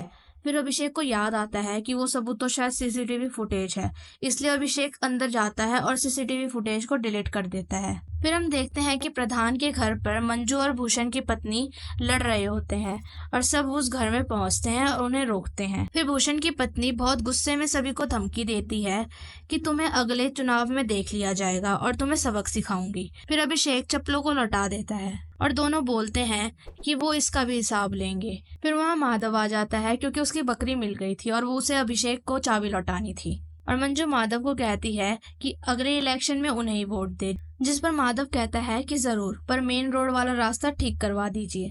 और मंजू सोचती है कि अगर उन्हें इलेक्शन जीतना है तो उन्हें सड़क तो बनवानी पड़ेगी। और फिर हम देखते हैं कि मेन रोड पर प्रहलाद, विकास गाड़ियों को रोक रोक कर चंदा इकट्ठा कर रहे थे, क्योंकि गांव में अखंड कीर्तन होने वाला था जो कि 3 दिन तक चलेगा। फिर उन्हें अभिषेक का दोस्त सिद्धार्थ मिलता है जो अभिषेक से मिलने आया था। प्रहलाद और विकास अपना इंट्रोडक्शन उसे देते हैं और सिद्धार्थ पंचायत ऑफिस पहुंचता है जहां वो अपने पुराने दोस्त अभिषेक से मिलता है। और मंजू चाहती है कि वो प्रधान है, इसलिए उन्हें सबसे ज्यादा चंदा देना चाहिए, वो भी पूरे 20,000 रुपए। और सिद्धार्थ ऑफिस में बैठा बैठा बहुत बोर हो रहा था, इसलिए वो बोलता है कि चलो खेत में चले। इस पर अभिषेक बोलता है कि दिमाग हिल गया है तुम्हारा इतनी धूप में। फिर भी वो दोनों गद्दे लेने के बहाने ऑफिस से निकलते हैं और प्रधान के घर में चले जाते हैं, जहां प्रधान सिद्धार्थ से उसका नाम पूछता है। सिद्धार्थ बोलता है मेरा नाम सिद्धार्थ है। इस पर प्रधान चौंक जाता है कि सिद्धार्थ का कोई सरनेम ही नहीं है। अभिषेक बताता है कि इसका नाम सिद्धार्थ गुप्ता है। फिर वो सभी खेत में चले जाते हैं, वो भी ड्रिंक करने के लिए। सभी खुश होते हैं और फिर प्रधान जी बताते हैं कि अखंड कीर्तन में वो विधायक को बुला रहे हैं। ये सुनकर अभिषेक गुस्सा हो जाता है, पर प्रधान कहता है कि विधायक को बुलाना जरूरी है क्योंकि वो रास्ते के लिए फंडिंग देने वाला है। पर अभिषेक और भी गुस्सा हो जाता है और कहता है उन्होंने मुझे इतना भला बुरा कहा, फिर भी विधायक के सामने किसी का मुंह नहीं खुला। और प्रधान को कहता है कि बोलने से दोस्त नहीं बन जाते, दोस्ती निभानी भी पड़ती है। अब सब वहाँ से वापस आ जाते हैं और सभी के चेहरे से खुशी गायब भी हो चुकी थी। अब हम देखते हैं कि ऑफिस में अभिषेक और उसके दोस्त सिद्धार्थ का मुंह लटका हुआ होता है। ये देखकर सिद्धार्थ कहता है कि चल भाई बियर ही पी लेते हैं। जैसे ही वो बियर लेने जाता है, वहाँ पर वो देखता है कि एक सांप बैठा हुआ है और दोनों डरकर ऑफिस से बाहर निकल जाते हैं। और अभिषेक प्रहलाद को कॉल करके कहता है कि यहाँ पर सांप है। प्रहलाद, विकास और प्रधान जी ऑफिस पहुँचते हैं और पूरा ऑफिस छान मारते हैं, पर वहाँ पर सांप किसी को नहीं दिखता। फिर विकास को कुछ दिखता है, पर वो उसके दोस्त का बेल्ट होता है। अब सोने का टाइम हो चुका था, अभी तक उनको सांप नहीं दिखाई दिया था, पर सिद्धार्थ को तो नींद ही नहीं आ रही, इसलिए प्रधान सिद्धार्थ को बोलता है कि उसके घर चले। फिर अभिषेक प्रधान से माफी मांगता है और बोलता है कि विधायक को बुलाना जरूरी है तो बुला लीजिए। फिर गाँव की लाइट चली जाती है, तभी बाहर रिंकी आ जाती है लालटेन जलाने के लिए। और फिर अभिषेक और रिंकी वहीं पर बात करने लग जाते हैं। सिद्धार्थ को लगता है कि इनका कुछ तो चल रहा है। फिर सिद्धार्थ और अभिषेक सो जाते हैं और सिद्धार्थ बोलता है कि अब वो कभी गांव नहीं आने वाला। फिर गांव में अखंड कीर्तन के लिए जोर शोर से तैयारी चलने लग जाती है। वहाँ रिंकी आती है अपने दोस्त कविता के साथ, और कविता परमेश्वर की बेटी थी, जिसका पति वही दूल्हा था जिसे हमने फर्स्ट सीजन में देखा था। और रिंकी अपने पापा से पैसे लेकर मार्केट चली जाती है। फिर तीनों सर्विस करने वाले नीरज कुमार से 2500 चंदा लेता है और वो अपने बेटे को भी कहता है कि पैसे भेज दो। विकास राजकुमार को बताता है कि प्रधान जी 20,000 चंदा दे रहे हैं, और ये सब भूषण सुन रहा होता है। और भूषण से तो किसी ने चंदा मांगा ही नहीं था, क्योंकि किसी ने उसे कहा ही नहीं देने के लिए। और ये बात वो अपनी पत्नी को जाकर बताता है और कहता है कि प्रधान जी उसके साथ गेम खेल रहे हैं। फिर वार्ड मेंबर के साथ मीटिंग में प्रधान जी सबको बताते हैं कि वो अखंड कीर्तन के लिए 20,000 चंदा दे रहे हैं। तभी वहाँ पर भूषण और उसकी वाइफ आ जाते हैं और बताते हैं कीर्तन में वो भी अपनी तरफ से कुछ ना कुछ देना चाहते हैं। और भूषण कहता है कि उसका टेंट का बिजनेस है, इसलिए वो 3 दिन के लिए टेंट, लाइट, माइक सब कुछ फ्री में देने को तैयार है, जिसका खर्चा लगभग 30 से 35,000 रुपए है, जो प्रधान जी के दिए हुए पैसों से भी बहुत ज्यादा था। अब सभी भूषण के लिए मिलकर ताली बजाते हैं। फिर सब मिलकर बात कर रहे होते हैं कि सारी तारीफ तो भूषण ही ले गया। और फिर मंजू कहती है कि कीर्तन में विधायक को बुलाइए, जो रास्ते के बारे में बात करेंगे। ये सुनकर अभिषेक थोड़ा नाराज हो गया था और कहता है ठीक है चलो कोई बात नहीं, क्योंकि वो वैसे भी 3 दिनों के लिए घर जा रहा था। और रास्ते में उसे रिंकी मिलती है, जिसे वो बताता है कि वो घर जा रहा है, पर रिंकी उसे मनाती है और कहती है कि गांव का कीर्तन देख कर ही जाइए। प्रधान, विकास, प्रहलाद विधायक के घर पहुंचते हैं और उन्हें कीर्तन में आने के लिए बोलते हैं, और विधायक बोलता है कि जरूर आएगा, बस उस अभिषेक को दूर रखना। जिस पर प्रहलाद विधायक को बोलता है कि अभिषेक अच्छे इंसान है, उनके बारे में थोड़ी अच्छी बातें कीजिए। जिस पर विधायक प्रहलाद को ही उल्टा सीधा बोलने लगता है। फिर प्रधान विधायक को शांत करता है तो विधायक उन तीनों को ही गाली देने लगता है, और विधायक उन तीनों को घर से बाहर निकाल देता है। पर तीनों विधायकों को इस बार सुनाकर ही रहते हैं। और फिर दिन में ऑफिस जाते हैं और अभिषेक को बताते हैं कि विधायक के घर में क्या हुआ। वो फिर से अभिषेक के बारे में उल्टा बोल रहा था, पर प्रधान जी इस बार उन्हें बहुत सुनाकर आते हैं। ये सुनकर अभिषेक को बहुत अच्छा लगता है और प्रहलाद अभिषेक के घर जाने का टिकट लेकर फाड़ देता है और कहता है कि अब तो अभिषेक को यहीं पर रुकना चाहिए, क्योंकि विधायक भी यहाँ पर नहीं आने वाला। फिर सब बियर पीते हैं और सिद्धार्थ को भी वीडियो कॉल करते हैं।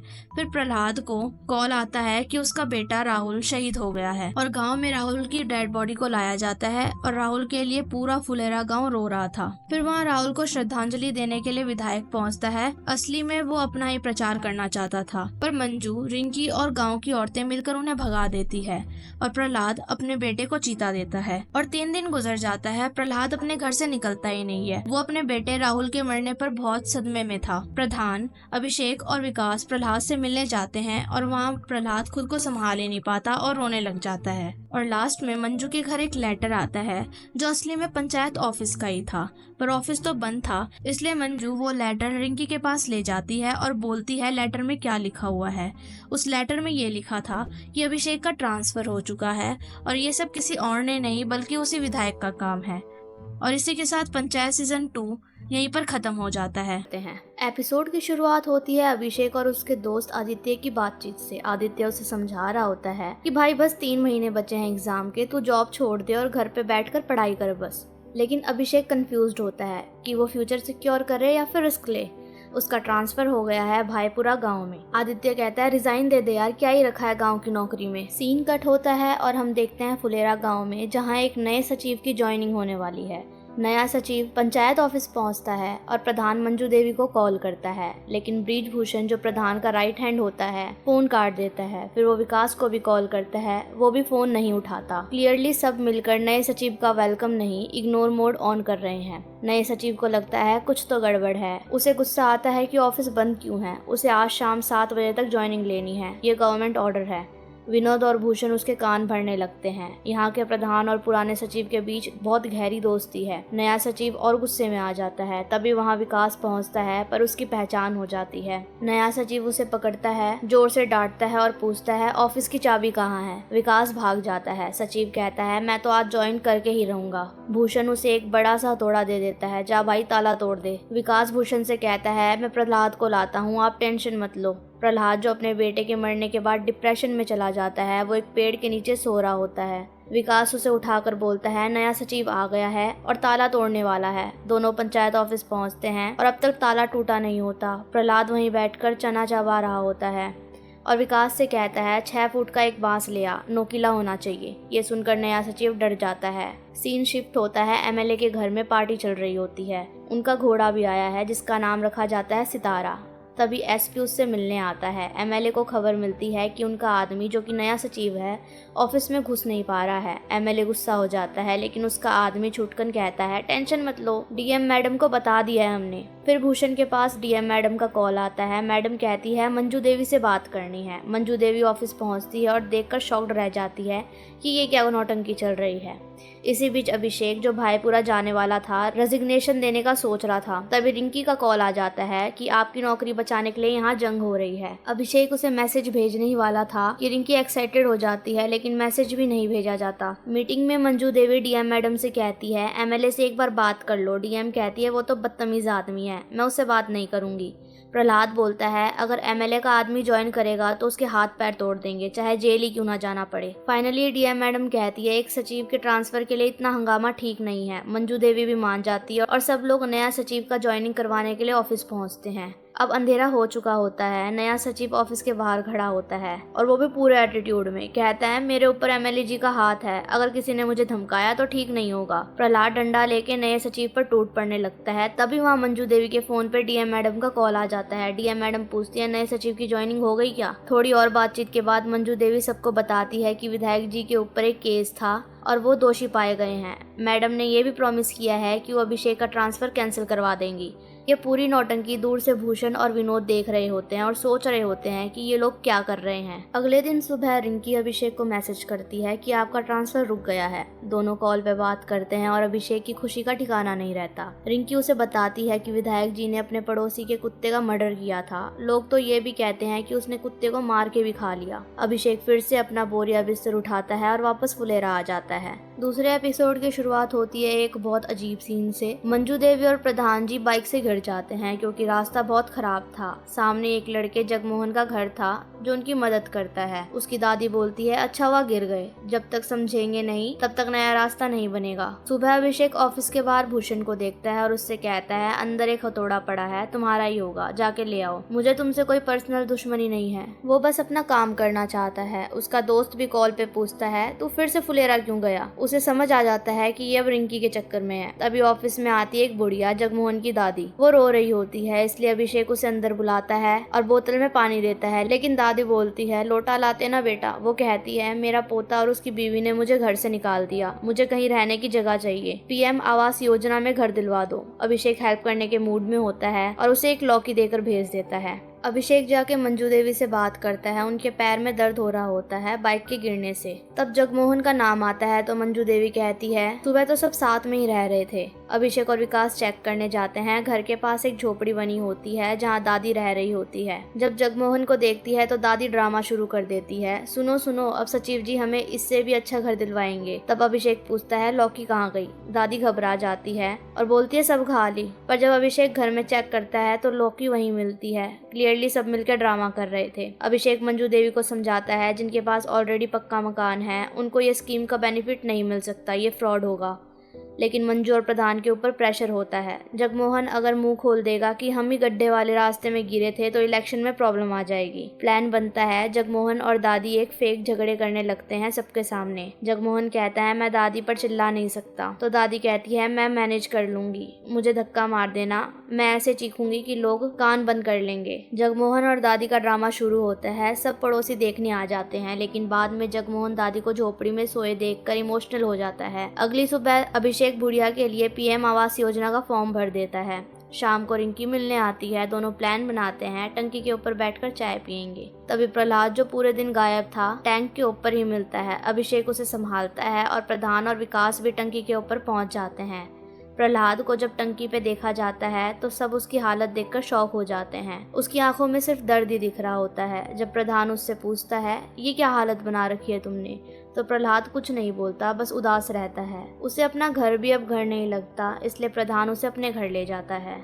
मंजू देवी जब प्रहलाद की कंडीशन देखती है तो गुस्से में विकास को बोलती है, इसका थोड़ा ख्याल रखो वरना ये कोई गलत कदम उठा लेगा। साथ ही बोलती है, टंकी की सीढ़ियों पे ताला लगवा दो, कोई ऊपर ना जाए। कुछ दिन बाद टंकी की सीढ़ियों पे लोहे का गेट लगा होता है। विकास के घर पे एक सीन दिखाया जाता है जहाँ खुशबू प्रहलाद और विकास दोनों को खाना खिला रही होती है। खुशबू प्रहलाद से बोलती है, आपके लिए एक चेक आया है सरकार की तरफ से, पूरे 50 लाख का। डर लगता है घर में रखने में, लेकिन प्रहलाद को इन पैसों से कुछ लेना देना नहीं था, वो बस खामोश रहता है। फिर ग्राम पंचायत ऑफिस में पीएम आवास योजना की एक नई लिस्ट आती है। भूषण उस लिस्ट को देखकर हैरान रह जाता है। वो माधव और विनोद से कहता है, तुम दोनों का तो नाम ही नहीं है इसमें, टेंशन मत लो, जब मैं प्रधान बनूंगा तो तुम्हारा काम सबसे पहले होगा। लिस्ट में भूषण को कुछ गड़बड़ लगती है। उसे लगता है स्कीम में फ्रॉड हुआ है। फुलेरा पूरब को 4 घर मिल गए हैं और पश्चिम को 7। जगमोहन की दादी का भी नाम लिस्ट में होता है। माधव बोलता है, ये दादी तो दिखावा करती है, मैंने अपनी आंखों से देखा है, उसकी बहू से खाना खिला रही थी। तीनों लोग सीधा चलते हैं अभिषेक के पास और उसे बताते हैं कि जगमोहन की दादी सच में झूठ बोल रही है। जब तीनों जगमोहन के घर चेक करने जाते हैं तो वो दादी को घर से बाहर निकाल देता है। उसकी वाइफ उस दादी की देखभाल कर रही होती है और ये पूरा सीन भूषण को बेवकूफ बनाने के लिए प्ले किया जाता है। फिर वो तीनों दादी से मिलते हैं। उसकी हालत देखकर थोड़ा दुख भी होता है। भूषण कहता है, कंपाउंडर को बुलाते हैं, दादी की तबीयत ठीक नहीं लग रही। लेकिन दादी बस सिर पकड़ के बैठ जाती है। तभी जगमोहन अभिषेक को कॉल करता है और सब बता देता है। अभिषेक तो इन सब की नौटंकियों से थक चुका होता है। प्रहलाद प्रधान से बोलता है, आप एक झूठ को छुपाने के लिए दूसरा झूठ बोल रहे हो और बेचारा सचिव उसमें फंस रहा है। कंपाउंडर आके दादी को चेक करता है। उसे कुछ समझ नहीं आता। वो कहता है शायद गैस की प्रॉब्लम है और एक टैबलेट पकड़ा देता है। रात होते ही दादी को असली में बुखार आ जाता है। जगमोहन घबरा जाता है और अभिषेक से हेल्प मांगता है। अभिषेक और प्रहलाद दोनों मिलकर उसे डॉक्टर के पास मार्केट में ले जाते हैं। डॉक्टर दादी को एडमिट कर लेता है, लेकिन जगमोहन परेशान हो जाता है कि खर्चे का क्या। प्रहलाद कहता है, मैं दे दूंगा, टेंशन मत लो। सुबह होती है और दादी फिर से अपनी झोपड़ी में लौट आती है। जगमोहन को गिल्ट फील होता है, बस एक घर के लिए हमने इतनी बड़ी तकलीफ उठाई। वो प्रहलाद से कहता है, मुझे आवास योजना में घर नहीं चाहिए, मिल भी गया तो उसमें अपनी दादी के बिना कैसे रह पाऊंगा। प्रहलाद उसकी दादी को अपने घर ले जाता है। घर में अंधेरा, हवा और उदासी उदासी होती है।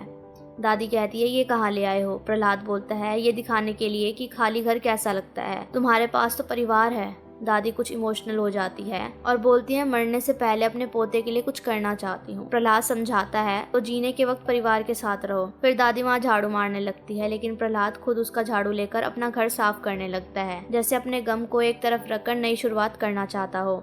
आखिर में जगमोहन की दादी वापस अपने घर जाकर अपने परिवार के साथ रहने लगती है। झगड़ा तो खत्म हो जाता है, लेकिन भूषण और विनोद फिर ताना मारते हैं अभिषेक से, तो अब अम्मा वाला घर किसे मिलेगा? भूषण बोलता है, जो हो, अम्मा वाला घर किसी पूरब वाले को ही मिलना चाहिए। अभिषेक प्रधान को समझाता है, ये पूरा बवाल सिर्फ एक सड़क की वजह से हुआ है, अगर सड़क नहीं बन सकती तो लोगों को सच बता दो। तो ग्राम पंचायत ऑफिस में एक इम्पोर्टेंट मीटिंग चल रही होती है और वहाँ भूषण गुस्से से आता है। उसका कहना होता है कि जगमोहन की दादी को जो घर मिला था वो गलत जोन में दे दिया गया, यानी पश्चिम पुलेरा को, जबकि वो घर पूरब को मिलना चाहिए। टोटल 12 घर मिले थे स्कीम में, जिसमें 7 पश्चिम को 4 पूरब को दिए गए थे, लेकिन वो घर अनिल नाम का आदमी को दे दिया गया जो पश्चिम में रहता है।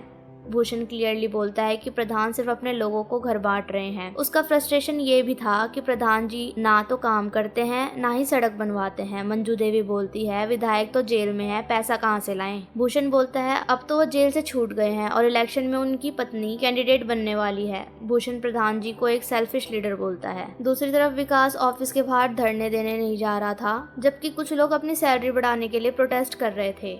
उसकी वाइफ खुशबू उसे धमका के बोलती है, तुम प्रधान के पीछे लगे हो, उनको तो कुछ नहीं होगा, अपने फ्यूचर के बारे में सोचो। वो उसे ये भी कहती है कि जब बच्चा होगा तो क्या करेंगे।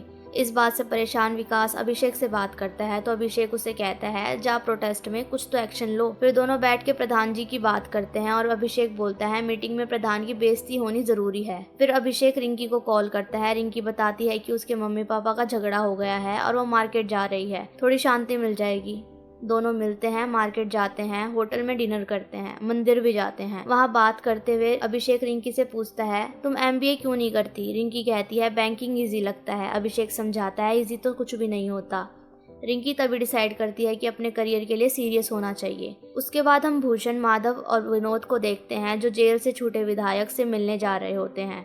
भूषण की वाइफ भी साथ चलती है क्योंकि उसके मन में प्रधान बनने का सपना होता है। विधायक के घर जाके पहले उन्हें अंदर आने नहीं दिया जाता, लेकिन भूषण और उसकी वाइफ छुटकन को समझाते हैं कि हम आपके दुश्मन नहीं हैं, हम आपकी बेइज्जती का बदला लेना चाहते हैं। फिर विधायक से मिलके भूषण कहता है, चलिए आप और फुलेरा के बीच एक समझौता कर लेते हैं, वहाँ सड़कें बनवा देते हैं। विधायक बोलता है, इससे मेरा क्या फायदा होगा? भूषण समझाता है, आप अपनी इंसल्ट का बदला ले पाएंगे, और विधायक मान जाता है। विकास भी समझ जाता है कि प्रोटेस्ट से कुछ नहीं होगा, सैलरी नहीं बढ़ने वाली। अभिषेक उसे कहता है कोई और सोर्स ऑफ इनकम ढूंढ ले। तभी प्रहलाद आता है और पूछता है, प्रधान जी दिख नहीं रहे, क्या हुआ? सबको पता चलता है कि मीटिंग में बेइज्जती के बाद प्रधान जी घर में छुप गए हैं। रात को चारों की छोटी सी महफिल लगती है, लेकिन उसमें वो मस्ती नहीं होती। प्रहलाद बात करता है स्कीम में हुई गलतियों की, लेकिन प्रधान गलती एक्सेप्ट नहीं करते। वो कहते हैं सरकारी पैसों से सड़क बनवा लेंगे, इलेक्शन नहीं हारेंगे। लेकिन प्रहलाद सपोर्ट करने से इनकार कर देता है। सब शौक हो जाते हैं। प्रहलाद कहता है गलती हमसे हुई है, अगर मैं इलेक्शन लड़ूंगा तो लोग मेरे शहीद बेटे राहुल के नाम पे सिंपैथी वोट देंगे, जो मुझे नहीं चाहिए। वहाँ से भूषण और उसकी वाइफ गुजर रहे होते हैं, एक दूसरे को आंखों से सिग्नल देकर चले जाते हैं। भूषण अंदर ही अंदर खुश हो रहा होता है कि प्रहलाद इलेक्शन नहीं लड़ रहा। अब प्रधान गुस्सा हो जाता है कि अभिषेक कौन होता है जो मीटिंग बुलवा रहा है। मंजू देवी समझाती है, अब तक आपने जो चाहा वही किया, क्या मिला? अब बस एक बार झुक के सब ठीक कर लेते हैं। मीटिंग में भूषण कहता है विधायक के साथ समझौता कर लेते हैं, लेकिन प्रधान बोलता है वो आदमी फुलेरा में सड़क बनने नहीं देगा। भूषण और उसकी वाइफ समझाते हैं विधायक तो पहले जैसा करना चाहता है। अब अभिषेक को बताया जाता है कि समझौता में विधायक शांति का प्रतीक बनने के लिए सफेद कबूतर उड़ाएंगे। अभिषेक सोचता है अब ये सफेद कबूतर कहाँ से लाऊं? अभिषेक को लगता है कि ये सब ठीक है, अगर विधायक समझौता करना चाहता है तो होने दो। वो प्रहलाद के बेटे को माला चढ़ा देगा और एंड में प्रधान के घर लंच भी हो जाएगा। उसके बाद ऑफिस में प्रॉपर मीटिंग होगी और रोड कंस्ट्रक्शन को लेकर एमएलए और वार्ड मेंबर के बीच शांति समझौता साइन होगा। प्रहलाद थोड़ा मुस्कुरा देता है। ये सब सुनकर सब खुश हो जाते हैं। काफी दिनों बाद प्रहलाद की मुस्कुराहट देखने को मिलती है। शांति समझौता दिवस का दिन आ जाता है। मंजू देवी लंच की तैयारी में लग जाती है और अपनी बेटी से कहती है काम धंधा तो नहीं है, जा पड़ोसी के घर से कुछ ले आ। विधायक को लौकी नहीं कटहल चाहिए। रिंकी खुशबू के घर जाती है कटहल लेने के लिए। दोनों छत पे बैठकर चाय पीती हैं और खुशबू रिंकी से पूछती है शादी का क्या प्लान है और समझाती है अपने पिता के प्रधान होते शादी कर ले, सब ठीक हो जाएगा। अब अभिषेक और विकास कबूतर लेने निकलते हैं। दुकानदार बम बहादुर के पास पहुंचते हैं और जब वो बोलता है इतने सारे पैसे लगेंगे तो दोनों के होश उड़ जाते हैं। रिंकी एक दिन घर पे सबको बोलती है कि उसे जॉब करनी है, क्योंकि घर में कम से कम एक आदमी के पास तो जॉब होनी चाहिए। दूसरी तरफ पंचायत ऑफिस में सब सरप्राइज हो जाते हैं जब विधायक खुद आता है और उसके साथ उसकी बेटी भी आई होती है, क्योंकि उसे भी सबसे मिलने का मन था। भूषण आगे बढ़ के विधायक को माला पहनाता है, सबसे मिलवाता है। फिर विधायक प्रहलाद के सामने रोने लग जाता है, वो भी जानबूझकर, जैसे कि उसे बहुत दुख हो रहा है प्रहलाद के बेटे का शहीद होने पे। माला अर्पण के बाद प्रधान और मंजू उसे लंच के लिए अपने घर बुलाते हैं, लेकिन विधायक बोलता है कि वो खाना विनोद के घर पे खाएगा, क्योंकि भूषण से पहले ही वादा कर चुका है। ये सुनकर दोनों का मूड ऑफ हो जाता है। विनोद और माधव ने विधायक के लिए मटन बनाया होता है। विधायक ये देखकर घबरा जाता है और सबको बोलता है कैमरा बंद कर दो, क्योंकि कोर्ट में उसने बोला था कि अब से नॉनवेज नहीं खाएगा। कैमरा बंद होने के बाद विधायक मटन खा ही लेता है। लंच के बाद विधायक एक छोटी सी मीटिंग के लिए जाता है जहाँ थोड़ा बहुत ड्रामा होता है। उसके बाद वो भूषण, उसकी वाइफ, माधव और विनोद को थैंक्स बोलता है और कहता है कि ग्राम पंचायत ऑफिस में इन लोगों के लिए भी 4 एक्स्ट्रा कुर्सियां होनी चाहिए। ये सुनकर प्रधान को गुस्सा आ जाता है। फिर विधायक बोलता है जब मैं या मेरी वाइफ दोबारा विधायक बनेंगे तब पहला काम होगा फुलेरा में एक पक्की सड़क बनवाना। अब बारी आती है कबूतर उड़ाने की, पर व्हाइट कबूतर नहीं मिलता तो ब्लैक से काम चलाना पड़ता है। विधायक भूषण को साथ बुलाता है। दोनों कबूतर को छोड़ते हैं, लेकिन कबूतर उनके कस के पकड़ने की वजह से उड़ नहीं पाता और मर जाता है। ये देख के बम बहादुर बहुत निराश हो जाता है। गुस्से में वो बोल पड़ता है तू तो पक्का हत्यारा है, तुझे तो वैसे ही कुत्ता मारने का रिकॉर्ड है। विधायक शर्म के मारे वहाँ से निकल जाता है। भूषण बीच बचाने के लिए आता है और बोलता है विधायक को हाई बीपी है, इसकी वजह से गलती हो गई। अभिषेक उसे चुप करा देता है और कहता है ये आदमी किसी की रिस्पेक्ट नहीं करता है। सब लोग अभिषेक की बात से एग्री करते हैं और भूषण की बेइज्जती हो जाती है। मंजू तब लास्ट में डिसाइड करती है जो लास्ट घर अम्मा को नहीं मिला था वो अब बम बहादुर को मिलेगा, क्योंकि वो पूरब में रहता है। रात में बिजली चली जाती है। अभिषेक इमरजेंसी लाइट में पढ़ाई कर रहा होता है, तभी प्रधान का कॉल आता है। वो उसकी बात एक रिपोर्टर से करवाता है जो बम बहादुर का इंटरव्यू लेना चाहता है। रिपोर्टर को टेंशन हो जाती है कि बम बहादुर को विधायक से डेंजर हो सकता है। मंजू प्रधान को समझाती है तुम उसे बलि का बकरा बना दो और बाद में बचाकर हीरो बन जाना, और ये भी बोलती है कि पूरब वालों की हेल्प करने की इमेज बनानी है। तभी बिजली आ जाती है और प्रधान कहता है लगता है तुम कुछ ज्यादा ही बादाम खा रही हो, काफी स्मार्ट हो गई हो। रात को बम बहादुर का इंटरव्यू होता है। सुबह विधायक देखता है उस वीडियो पे 52,000 व्यूज आ चुके हैं। गुस्से में भूषण से कहता है बम बहादुर को बोलो माफी मांगे वरना। भूषण समझाने की कोशिश करता है लेकिन विधायक धमकी देता है तुम लोग जानते हो मैं क्या कर सकता हूँ। नेक्स्ट मॉर्निंग अभिषेक नहाने जा रहा होता है तभी रिंकी आ जाती है MBA की बुक्स लेने। अभिषेक बिना कपड़ों के भाग के अंदर जाता है। रिंकी कैट की बड़ी बुक्स देखकर थोड़ा शॉक हो जाती है लेकिन पढ़ना शुरू कर देती है। मंजू से दूध लेकर देती है लेकिन रिंकी मना कर देती है तो प्रधान दूध पी जाता है। फिर अभिषेक, प्रधान, विकास और प्रहलाद मिलकर बम बहादुर को ग्राम पंचायत ऑफिस ले जाते हैं और बोलते हैं यहीं रहो, तुम्हें विधायक से खतरा हो सकता है। विकास पूछता है कोई हथियार है? अभिषेक मना करता है तो विकास एक बड़ा सा बांस ले आता है और बम बहादुर को ट्रेनिंग देने लगता है। तभी विकास की वाइफ का कॉल आता है कि खुशबू बेहोश हो गई है। सब लोग घर पहुंच जाते हैं। मंजू तुरंत समझ जाती है कि खुशबू प्रेग्नेंट है। सब लोग खुश हो जाते हैं। रिंकी कहती है अब चेकअप करवा लो प्रॉपर्ली। इसी बीच भूषण, उसकी वाइफ और विनोद पंचायत ऑफिस जाते हैं और बम बहादुर से मिलते हैं। वो लोग उसे बोलते हैं बस विधायक से माफी मांग लो सब ठीक हो जाएगा। बम बहादुर गुस्से में बोलता है अगर नहीं मांगा तो क्या? तो वो लोग बोलते हैं फिर कोई नहीं बचा पाएगा तुमको। खुशबू का चेकअप का टाइम आता है पर वो ड्राइवर पान खाने चला जाता है और गाड़ी में सिर्फ अभिषेक और रिंकी बचे होते हैं। रिंकी कहती है कि मैं कैट की तैयारी तो कर लूं लेकिन कुछ समझ ही नहीं आ रहा। अभिषेक उसके पास बैठने जाता है। रिंकी पूछती है आपको आना ही क्यों था? दोनों मुस्कुरा जाते हैं। चेकअप के बाद विकास कहता है मैं बाप बनने वाला हूँ। सब लोग खुश हो जाते हैं। शाम को प्रधान के घर पार्टी रखी जाती है। उसी टाइम बम बहादुर अनाउंस करता है कि अब वो माफी नहीं मांगेगा। वो रिपोर्टर्स को बुलवाता है,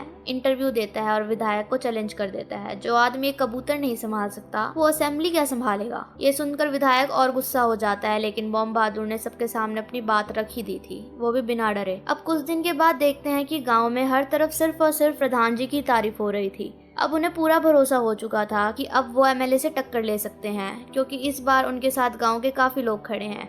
फिर सब मिलके बम बहादुर से मिलने जाते हैं जिसे वो बम्बू स्टिक वापस करने को बोलते हैं पर बम बहादुर खुद ही कह देता है अब इसकी जरूरत नहीं है। उसका कहना होता है कि अगर MLA को हमला करना होता तो अब तक कर चुका होता। सब उसे कहते हैं कि फिर भी थोड़ा सतर्क रहना, अगर कुछ भी हो तो तुरंत हमें बुला लेना। उसके बाद सब लोग वापस निकलते हैं और रास्ते में विकास के बारे में बात करते हैं कि वो बाप बनने वाला है। प्रहलाद तुरंत बोलता है उसके बच्चे का खर्चा मैं उठा लूंगा पर विकास मना कर देता है और कहता है बाप मैं हूँ, खर्चा भी मैं ही उठाऊंगा। वहीं अभिषेक को भी सब समझ आ जाता है कि एग्जाम के लिए थोड़ा सीरियसली पढ़ाई शुरू कर दे। तभी वहाँ एक लड़की आती है, रवीना। उसका मायका फुलेरा में ही है और उसका हस्बैंड भी उसके साथ होता है। रवीना रिंकी की फ्रेंड है। वो फुलेरा आके रिंकी को मैसेज करती है और रिंकी उससे मिलने के लिए निकल जाती है। मंजू से बोलती है 2 मिनट तो किताब के साथ नहीं बैठ सकती। वहीं MLA कुछ लोगों को बुला लेता है और उन्हें बोलता है बम बहादुर को सबक सिखाना पड़ेगा। दोनों बंदे पहले तो घबरा जाते हैं फिर MLA कहता है सिर्फ पैर तोड़ने हैं। रवीना रिंकी और उसके पति से मिलती है और बताती है कि वो MBA की तैयारी कर रही है सचिव जी की तरह। रवीना का पति कहता है MBA में तो 15-20 लाख लगते हैं, इतने में तो गाड़ी लेके भाड़े पे चढ़ा दो। रिंकी उसे बोलती है सब आपकी तरह नहीं सोचते।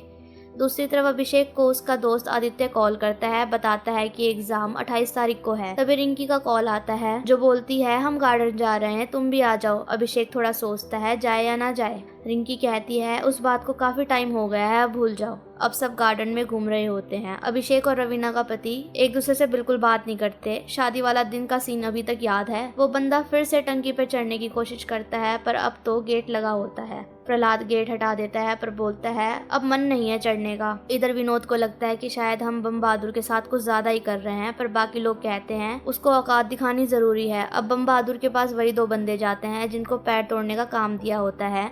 बम बहादुर को उनकी नीयत समझ आ जाती है। वो दोनों से बचकर भाग जाता है और सीधा पंचायत ऑफिस पहुंच जाता है। MLA के पास जब दोनों आदमी खाली हाथ पहुंचते हैं तो वो गुस्सा हो जाता है और चिल्लाता है कि तुम जैसे निकम्मों से कोई काम नहीं होगा। अब सब लोग मिलकर प्लान बना रहे होते हैं कि MLA का घोड़ा खरीद लेंगे। MLA को लगता है कि गांव में किसी की औकात नहीं है उसका घोड़ा खरीदने को। अभिषेक कहता है फुलेरा के दामाद को तो बेच सकते हैं, इसलिए सब लोग रवीना के पापा को बुलाते हैं, परमेश्वर जी। परमेश्वर पहले मना कर देते हैं तो प्रहलाद पैसे ले आता है, मैं खरीदने के लिए पैसे दे दूंगा। रवीना भी कहने लगती है मैं भी जाऊंगी। रिंकी भी बोलती है अगर हस्बैंड वाइफ दोनों जाएंगे तो ज्यादा कन्विंसिंग लगेगा। रवीना का हस्बैंड भी रेडी हो जाता है। अब सब मिलकर निकलते हैं MLA के घर में। MLA के आदमी को पैसे देकर घोड़ा ले आते हैं। MLA घोड़े को गले लगाकर रोना शुरू कर देता है, इसका ध्यान अपने बच्चे की तरह रखना। जब घोड़ा गांव आता है तो सब बहुत खुश हो जाते हैं। भूषण से रहा नहीं जाता, वो तुरंत एमएलए को फोन करता है, सब बता देता है। एमएलए गुस्से में बंदूक लेकर निकल पड़ता है, सबको धमकी देता है 3 बजे तक घोड़ा वापस नहीं मिला तो खत्म। पंचायत ऑफिस में सब इमरजेंसी मीटिंग में होते हैं। सब डिसाइड करते हैं घोड़ा वापस करना ही सही रहेगा। पर तब बम बहादुर बोल पड़ता है, बड़े लोग कुछ भी बोले क्या हम चुप रहेंगे? भूषण बोलता है, प्रधान ने तो तुम्हारा यूज किया। बम बहादुर बोलता है, तो आप भी यूज होते, कम से कम हमारे लिए कुछ तो करते। अब सब लोग कंफ्यूज होते हैं। मंजू देवी बोलती है, अगर किसी को गोली लग गई तो? तब डिसाइड करते हैं घोड़ा नहीं देना। अब सब लोग जंग की तैयारी में लग जाते हैं। परमेश्वर अपने लोगों के साथ आ जाता है। भूषण, विनोद, सब लोग भी आ जाते हैं। प्रोटेस्ट में बैठ जाते हैं। भूषण की पत्नी चिल्लाने लगती है, गोली चलेगी तो सबसे पहले हम खाएंगे। वो सफेद झंडा लहराती है। 3 बजते हैं। एमएलए अपनी सेना के साथ आ जाता है। दोनों साइड के लोग टक्कर के लिए तैयार हो जाते हैं। तभी एमएलए को डीएम मैडम का कॉल आता है, जो एक एमपी से उसकी बात करवाती है। एमपी कहता है, राजनीति कुश्ती नहीं है, चेस की तरह खेली जाती है। एमएलए हवा में फायरिंग करवाता है और वहां से निकल जाता है। 15 दिन बाद अभिषेक एग्जाम देने के लिए निकलता है। सब उसे मोटिवेट करते हैं, इस बार तो क्लियर करेगा।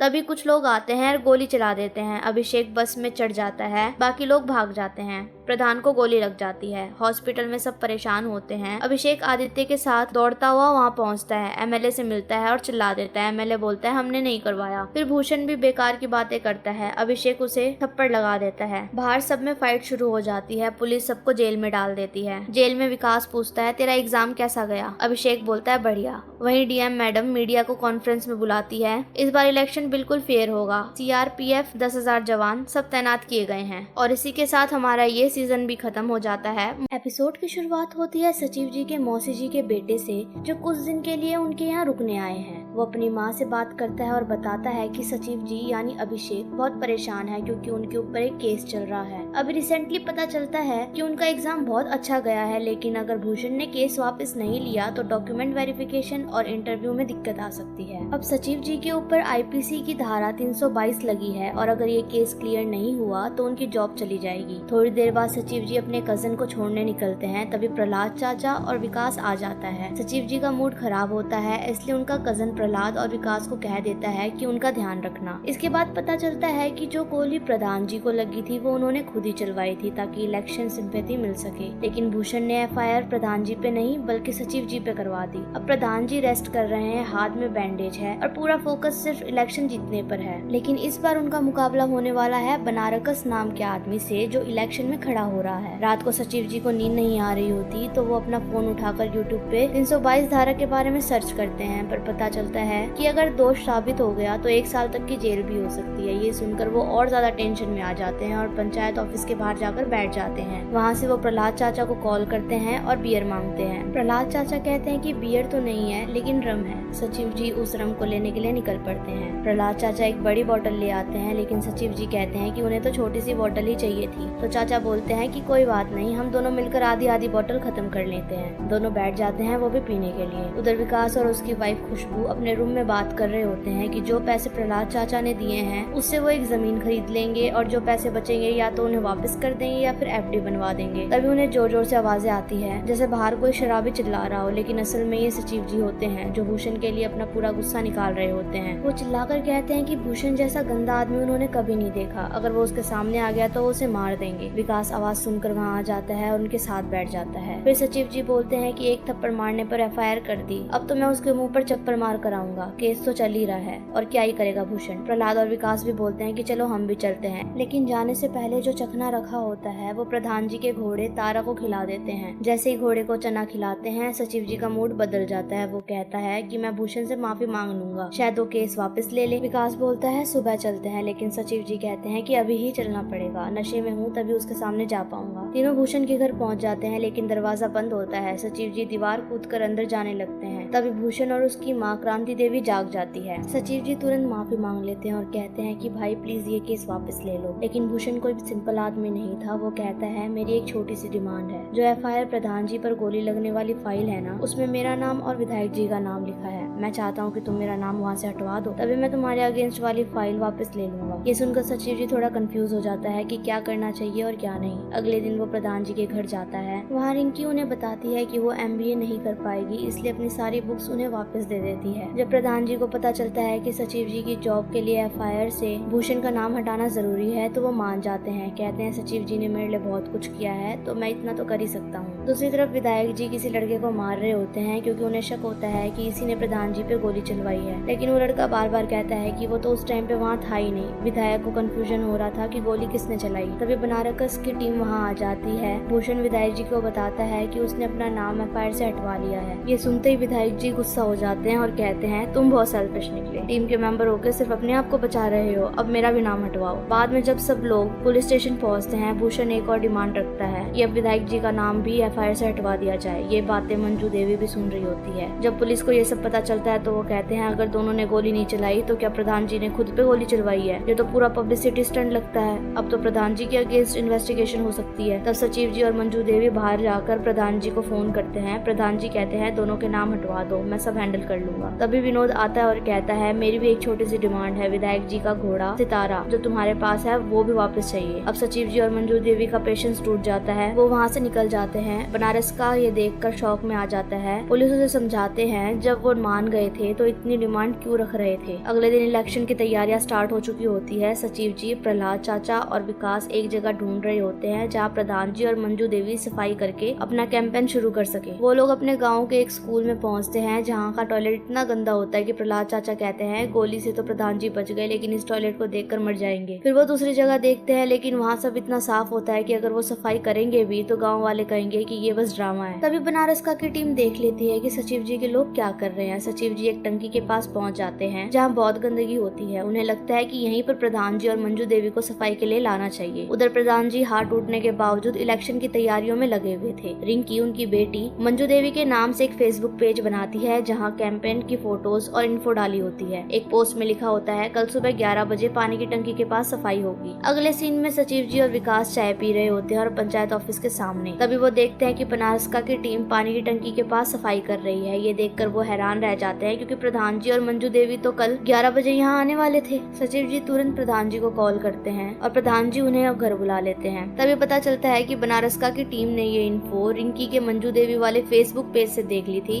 अब प्रधान जी के पास नए प्लान की जरूरत थी। मंजू देवी कहती है अब हमें कोई ऐसी जगह बताओ जो पूरे गाँव की सबसे ज्यादा गंदी जगह हो। तब याद आता है गाँव के स्कूल का टॉयलेट। तो वो डिसाइड करते हैं कि आज वहीं पर चलेंगे, सफाई करेंगे और वहीं से इलेक्शन का कैंपेन शुरू करेंगे। जैसे ही वो लोग घर से निकलते हैं वहाँ माधव साइकिल के साथ खड़ा होता है। उसका काम है कि हर मूवमेंट की अपडेट बनारस को देना। बनारस की प्लानिंग होती है। जैसे ही उन्हें पता चलेगा कि प्रधान जी लोग कहाँ सफाई करने जा रहे हैं वो उनसे पहले वहाँ पे पहुँचकर सफाई कर देंगे। मंजू देवी थक जाती है और बोलती है कब तक इन लोगों से डर कर रहेंगे। ये सुनकर सचिव जी तुरंत स्कूल के प्रिंसिपल को कॉल करता है और कहता है टॉयलेट हमें बुक कर दीजिए। लेकिन वहाँ पता चलता है कि स्कूल का टीचर तो नशे में धूत पड़ा हुआ है। प्रधान जी की पूरी टीम स्कूल के टॉयलेट की तरफ निकल पड़ती है। बीच रास्ते में बनारस का आ जाता है क्योंकि अभी तक उसे ये नहीं पता चला था कि सफाई कहाँ होने वाली है। वो कहता है हम भी आपके साथ चलेंगे। प्रधान जी का मन बिल्कुल भी नहीं था कि बनारस का और उसकी टीम को साथ ले जाए, लेकिन गाँव के लोग आसपास खड़े होते हैं इसलिए मजबूरन उन्हें ऐसा कहना पड़ता है ठीक है चलो। फिर प्रधान जी कुछ टाइम तक उन्हें गाँव के कोने कोने घुमाते हैं ताकि लोग बोर हो जाए और अपने घर चले जाए। लेकिन बनारस की टीम चिपक के बैठी होती है। थोड़ी देर बाद उनको पता चलता है कि असली सफाई तो स्कूल के टॉयलेट में होने वाली है। दोनों टीम तुरंत स्कूल की तरफ भागती है। वहीं टॉयलेट को लेकर झगड़ा होने लगता है। तभी स्कूल का टीचर नशा उतार कर बाहर आता है और कहता है आप लोग लड़ लीजिए, मैं फ्रेश होकर आता हूँ। मंजू देवी सबके सामने गुस्सा हो जाती है। वो डायरेक्टली क्रांति देवी और भूषण से बोलती है आप लोगों ने मेरे पति पर गोली चलवाई है, अब क्या ही बचा है करने को। अब तो हमें आप अपना काम भी नहीं करने दे रहे। एक काम करो, अगली बार गोली चलवानी हो तो सीधा छाती पर चलवाना। मंजू देवी का ये डायलॉग सुनकर गाँव वाले थोड़े इमोशनल हो जाते हैं। अब लोग मंजू देवी की साइड लेने लगते हैं। भूषण और क्रांति को वहाँ से निकलना पड़ता है। अब टीचर भी बाहर आ जाता है तो मंजू देवी उस गंदे टॉयलेट की सफाई करने लगती है। दूसरी तरफ बनारस की टीम वापस जा रही होती है। बनारस का सोचता है अब मैं कुछ ऐसा करूंगा जिससे मुझे सिंपैथी मिले, अगर मुझे कुछ हो गया तो संभाल लेना। उधर मंजू देवी टॉयलेट की पूरी सफाई कर लेती है। गाँव वाले ताली बजाते हैं क्योंकि सच में काफी बड़ा काम था। तभी तभी न्यूज मिलती है भूषण ने पिलर से अपना सर दे मारा, उसके सिर में चोट लग गई थी। क्रांति देवी तुरंत सबके सामने चिल्लाकर कहती है, प्रधान जी ने हमारे पति पे पत्थर चलवाए हैं, वो उनको मारना चाहते हैं, हम तो चुपचाप घर जा रहे थे, इन्होंने हम पे टारगेट किया। अगर आपको इलेक्शन नहीं लड़ना तो मत लड़िए, लेकिन इस तरीके से हरकत तो मत कीजिए, और अब तो हम इलेक्शन जरूर लड़ेंगे और जीत के रहेंगे। इस तरह भूषण और क्रांति देवी ने भी गाँव वालों के सामने सिंपैथी ले ली। अब दोनों तरफ इमोशनल कार्ड खेले जा चुके थे। अब यहीं पर पहला और सेकंड एपिसोड खत्म होता है और थर्ड एपिसोड की शुरुआत होती है प्रधान जी से। प्रधान जी कॉल लगाते हैं बम बहादुर को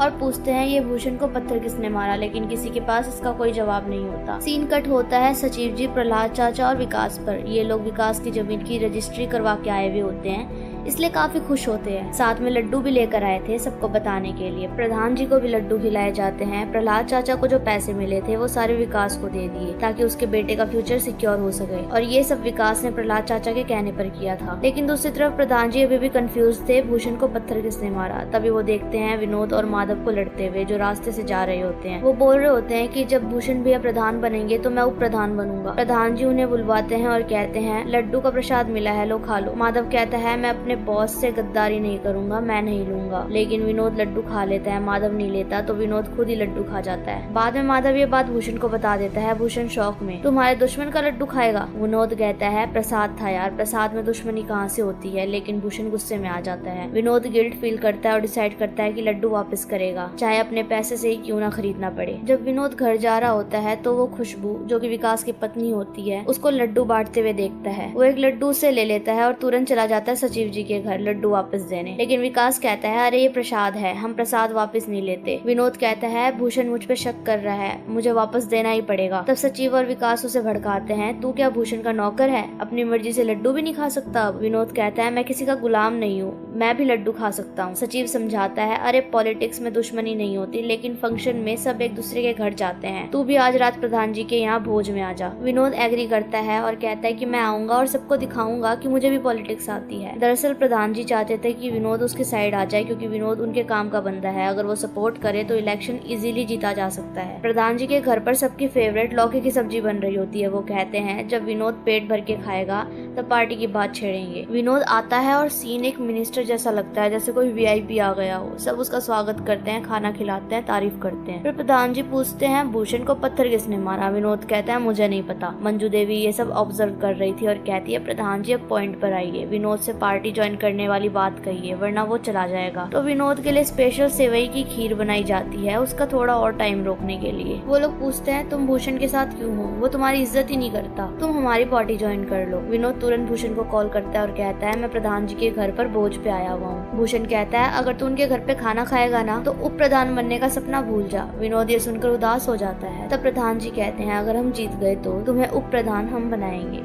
लेकिन विनोद कहता है मैं गरीब हूँ पर गद्दार नहीं, मैं भूषण जी का साथ नहीं छोड़ूंगा और खाना खिलाने के लिए धन्यवाद। फिर प्रधान जी जो काफी टेंशन में होते हैं उन्होंने विनोद को साइड लेके कहा हमें पता है भूषण ने अपना सर खुद खंभे पे मारा और नाम हमारा लगा दिया। पर विनोद भी चुप रहने वालों में से नहीं था। उसने कहा और मुझे भी पता है कि गोली आपने ही चलवाई थी। ये सुनकर प्रधान जी एकदम शॉक हो जाते हैं और जाते जाते विनोद वहाँ से चला जाता है। अब हर तरफ प्रधान जी पर शक होने लगता है, स्पेशली मंजू देवी का भरोसा भी हिल चुका था। थोड़ा इमोशनल मोमेंट आता है जब प्रधान जी मंजू से कहते हैं काश वो गोली मेरी छाती पर चल जाती तो मैं मर ही जाता। बेटी की कसम खाकर कहता हूँ मैंने वो गोली नहीं चलवाई। ये सुनकर मंजू देवी थोड़ी इमोशनल भी हो जाती है, लेकिन डाउट अब तक क्लियर नहीं होता। अगला सीन शिफ्ट होता है विनोद और भूषण के बीच में। विनोद उसकी हिम्मत बढ़ाता है। भूषण को पता चलता है कि विकास ने रोड के पास की महंगी जमीन खरीद ली है, जबकि उसकी सैलरी तो सिर्फ 6000 रुपए है। ये बात सुनकर भूषण शॉक हो जाता है और सीधा विधायक जी के पास पहुंचता है। वो उन्हें बताता है कि सर विकास ने रोड के पास की जमीन ले ली है जिसका एनुअल रिटर्न सिर्फ 1 लाख है, वो 30 लाख की कैसी खरीदी? विधायक जी कहते हैं मैं पता लगवाता हूँ। सीन शिफ्ट होता है प्रधान जी के कैंप में जहाँ नॉमिनेशन की तैयारियां चल रही होती है। प्रहलाद चाचा घोड़ों और कारों का जुगाड़ कर रहे थे। वो चाहते हैं कि नॉमिनेशन के दिन एक घोड़ा भी हो, लेकिन घोड़ा चलाना किसी को नहीं आता। तो सचिव जी कॉल करते हैं बम बहादुर को जिसके पापा घोड़ा चलाते थे। उन्हें लगता है कि बम बहादुर ही काम आएगा। अब सब कुछ रेडी हो रहा था तभी प्रधान जी के घर इनकम टैक्स की रेड पड़ जाती है। ऑफिसर कहते हैं हमें इन्फो मिली है कि आपके घर में ब्लैक मनी छुपा हुआ है। सबका मोबाइल ले लिया जाता है, कोई कांटेक्ट नहीं कर सकता। प्रहलाद चाचा, विकास और सचिव जी सब पैनिक में हो जाते हैं। उधर विकास बाहर जाने के बहाने बनाता है और सचिव जी को बताता है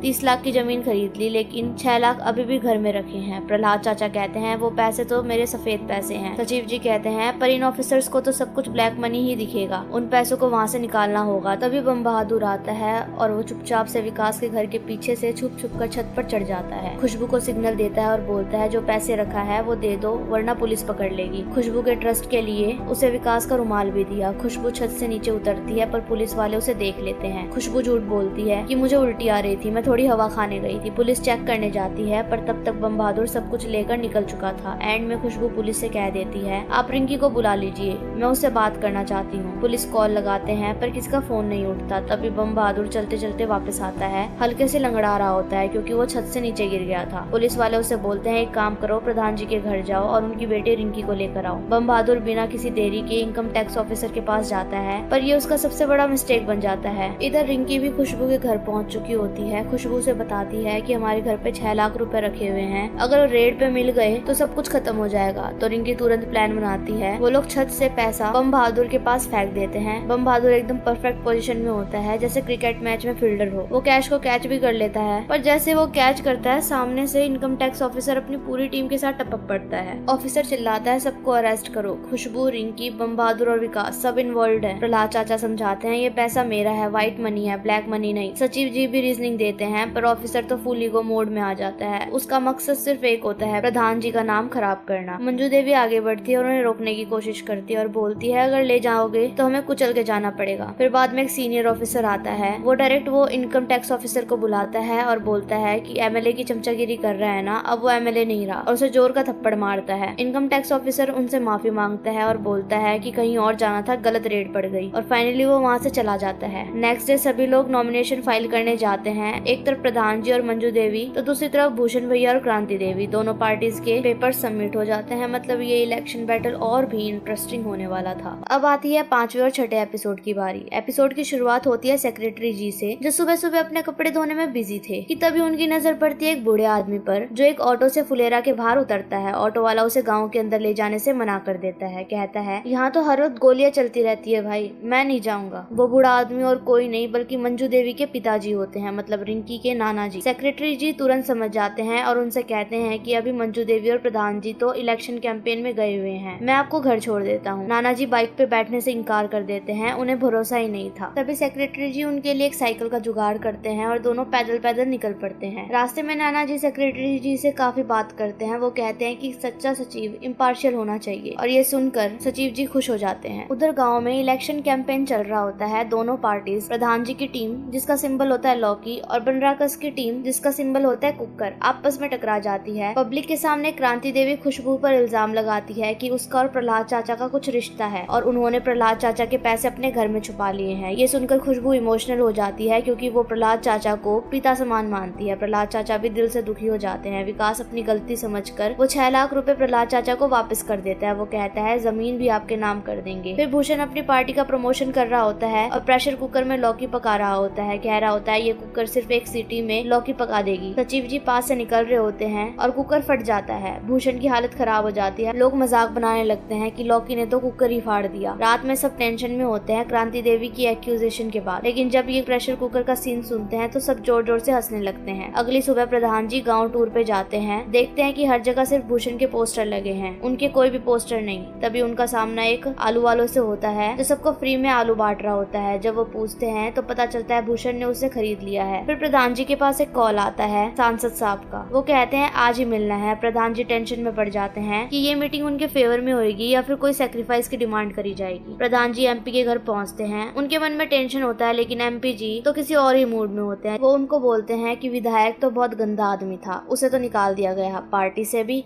और विधायक के पद से भी। मैं चाहता हूँ कि विधायक कोई अच्छा ही आदमी बने। और वो प्रहलाद चाचा पर पॉइंट आउट करते हैं। ये सुनकर प्रधान जी थोड़ा चौंक जाते हैं लेकिन प्रहलाद चाचा तो सीधा सीधा मना कर देते हैं। वो बोलते हैं मैं अपने बेटे का नाम पॉलिटिक्स के लिए यूज नहीं करना चाहता। इस बीच एक दूसरी जगह कुछ और ही चल रहा होता है। मंजू देवी के पास एक प्लान था। उसने भूषण के आदमी के सारे आलू खरीद लिए जो कि भूषण वोटर्स में फ्री में बांट रहा था और इन आलू से बनवाए समोसे एक लोकल दुकान से। शर्त ये थी जो भी समोसे खाए उसे ये बताया जाए कि ये समोसे मंजू मंजू देवी की तरफ से है। अब सब लोग बैठकर सोच विचार करते हैं कि प्रहलाद चाचा को टिकट लेना चाहिए या नहीं। सेक्रेटरी का कहना था लोग सिंपैथी जरूर देंगे, लेकिन समाज को आप जैसे ईमानदार नेता की जरूरत है, और ये बात सुनकर प्रहलाद चाचा एग्री कर जाते हैं। लेकिन कहानी में ट्विस्ट तब आता है जब पहले वाला विधायक एमपी के घर पहुंच जाता है। एमपी जी जल्दी से प्रधान जी, विकास, सचिव जी और प्रहलाद चाचा को कार में छुपा देते हैं। विधायक एकदम इमोशनल कार्ड खेलता है और बोलता है मैं आपको छोटे भाई की तरह मानता हूँ, मुझे पार्टी से मत निकालिए। लेकिन एमपी जी साफ कह देते हैं डिसीजन मेरा नहीं, हाई कमांड का है। फिर कार के अंदर कोबरा परफ्यूम की खुशबू आती है जो प्रधान जी और उनकी टीम ने लगाई होती है। विधायक समझ जाता है कि गाड़ी में लोग छुपे हुए हैं, लेकिन विधायक के पास अब पावर नहीं थी। रात में समोसा सबको फ्री में मिल जाता है, लेकिन बनारस का ने फिर भी ताने मार दिए कि समोसे मंजू देवी के हैं पर आलू हमारे।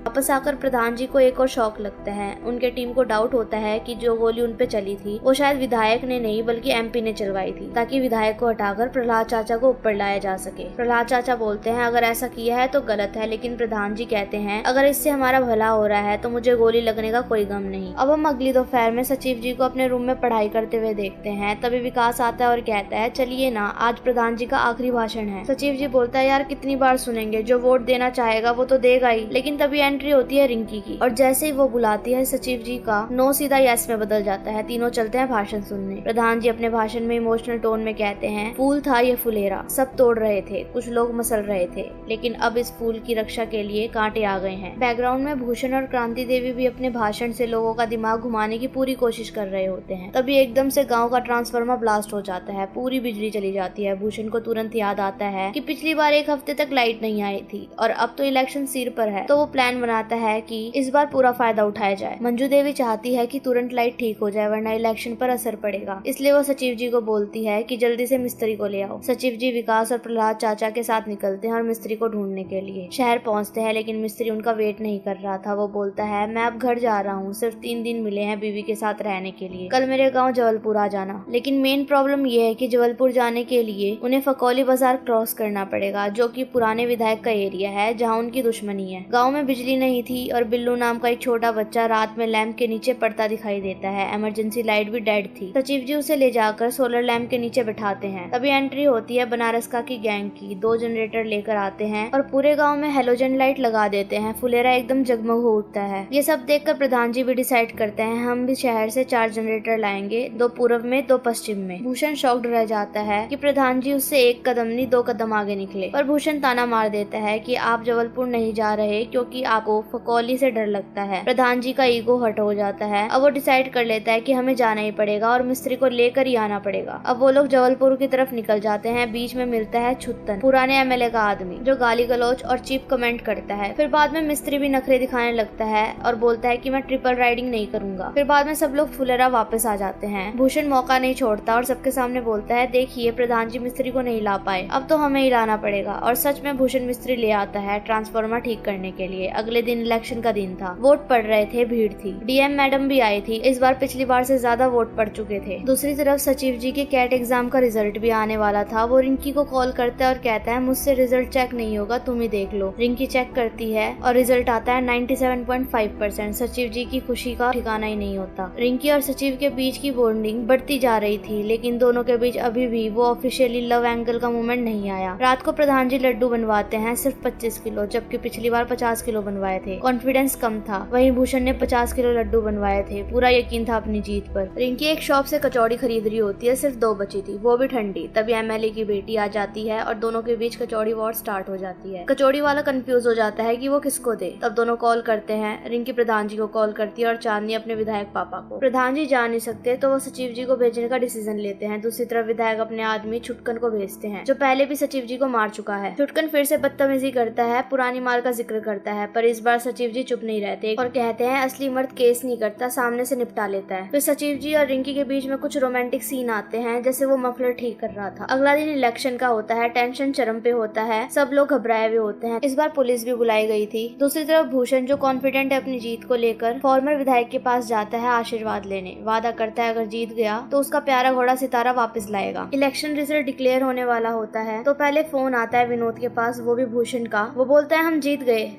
अपनी वोट से सब कुछ ठंडा पड़ जाता है। प्रधान जी, प्रहलाद, चाचा, विकास सबके चेहरे उतर जाते हैं। हार का दर्द क्लियर दिख रहा था। भूषण और क्रांति देवी रैली निकालते हैं। घर घर जश्न हो रहा था, पर प्रधान जी अपने घर में लड्डू के बर्तन तोड़ने लगते हैं। उनका दर्द बाहर आ चुका था। वो कहते हैं बस 10-12 घरों ने ही साथ नहीं दिया। मंजू देवी भी कहती है आप थोड़ा और अच्छे से काम करते तो शायद हारते नहीं। इस वक्त पे ये सुनकर प्रधान जी और भी ज्यादा टूट जाते हैं। अगली सुबह पंचायत ऑफिस में मंजू देवी के नाम हटाकर क्रांति देवी लिख दिया जाता है। भूषण और क्रांति ऑफिस आते हैं और नई कुर्सियों पर बैठते हैं। भूषण मजाक में सचिव जी से कहता है नाम मिटवाना है क्या? नहीं नहीं, आप तो यहीं रहिए, अभी तो मजा आएगा। और अंदर जाते हुए क्रांति देवी कहती है तो क्या हम अभिषेक सर को ऑफिस से निकाल सकते हैं? ये सुनते ही स्क्रीन ब्लैक हो जाती है। तो दोस्तों, यहाँ पर पंचायत सीजन 4 कंप्लीट होता है। अगर आपको ये स्टोरी टेलिंग पसंद आई तो चैनल को सब्सक्राइब करना ना भूलें। वीडियो को भी लाइक करके जाना और अपने रिव्यूज कमेंट सेक्शन में जरूर डाल के जाना। Bye bye.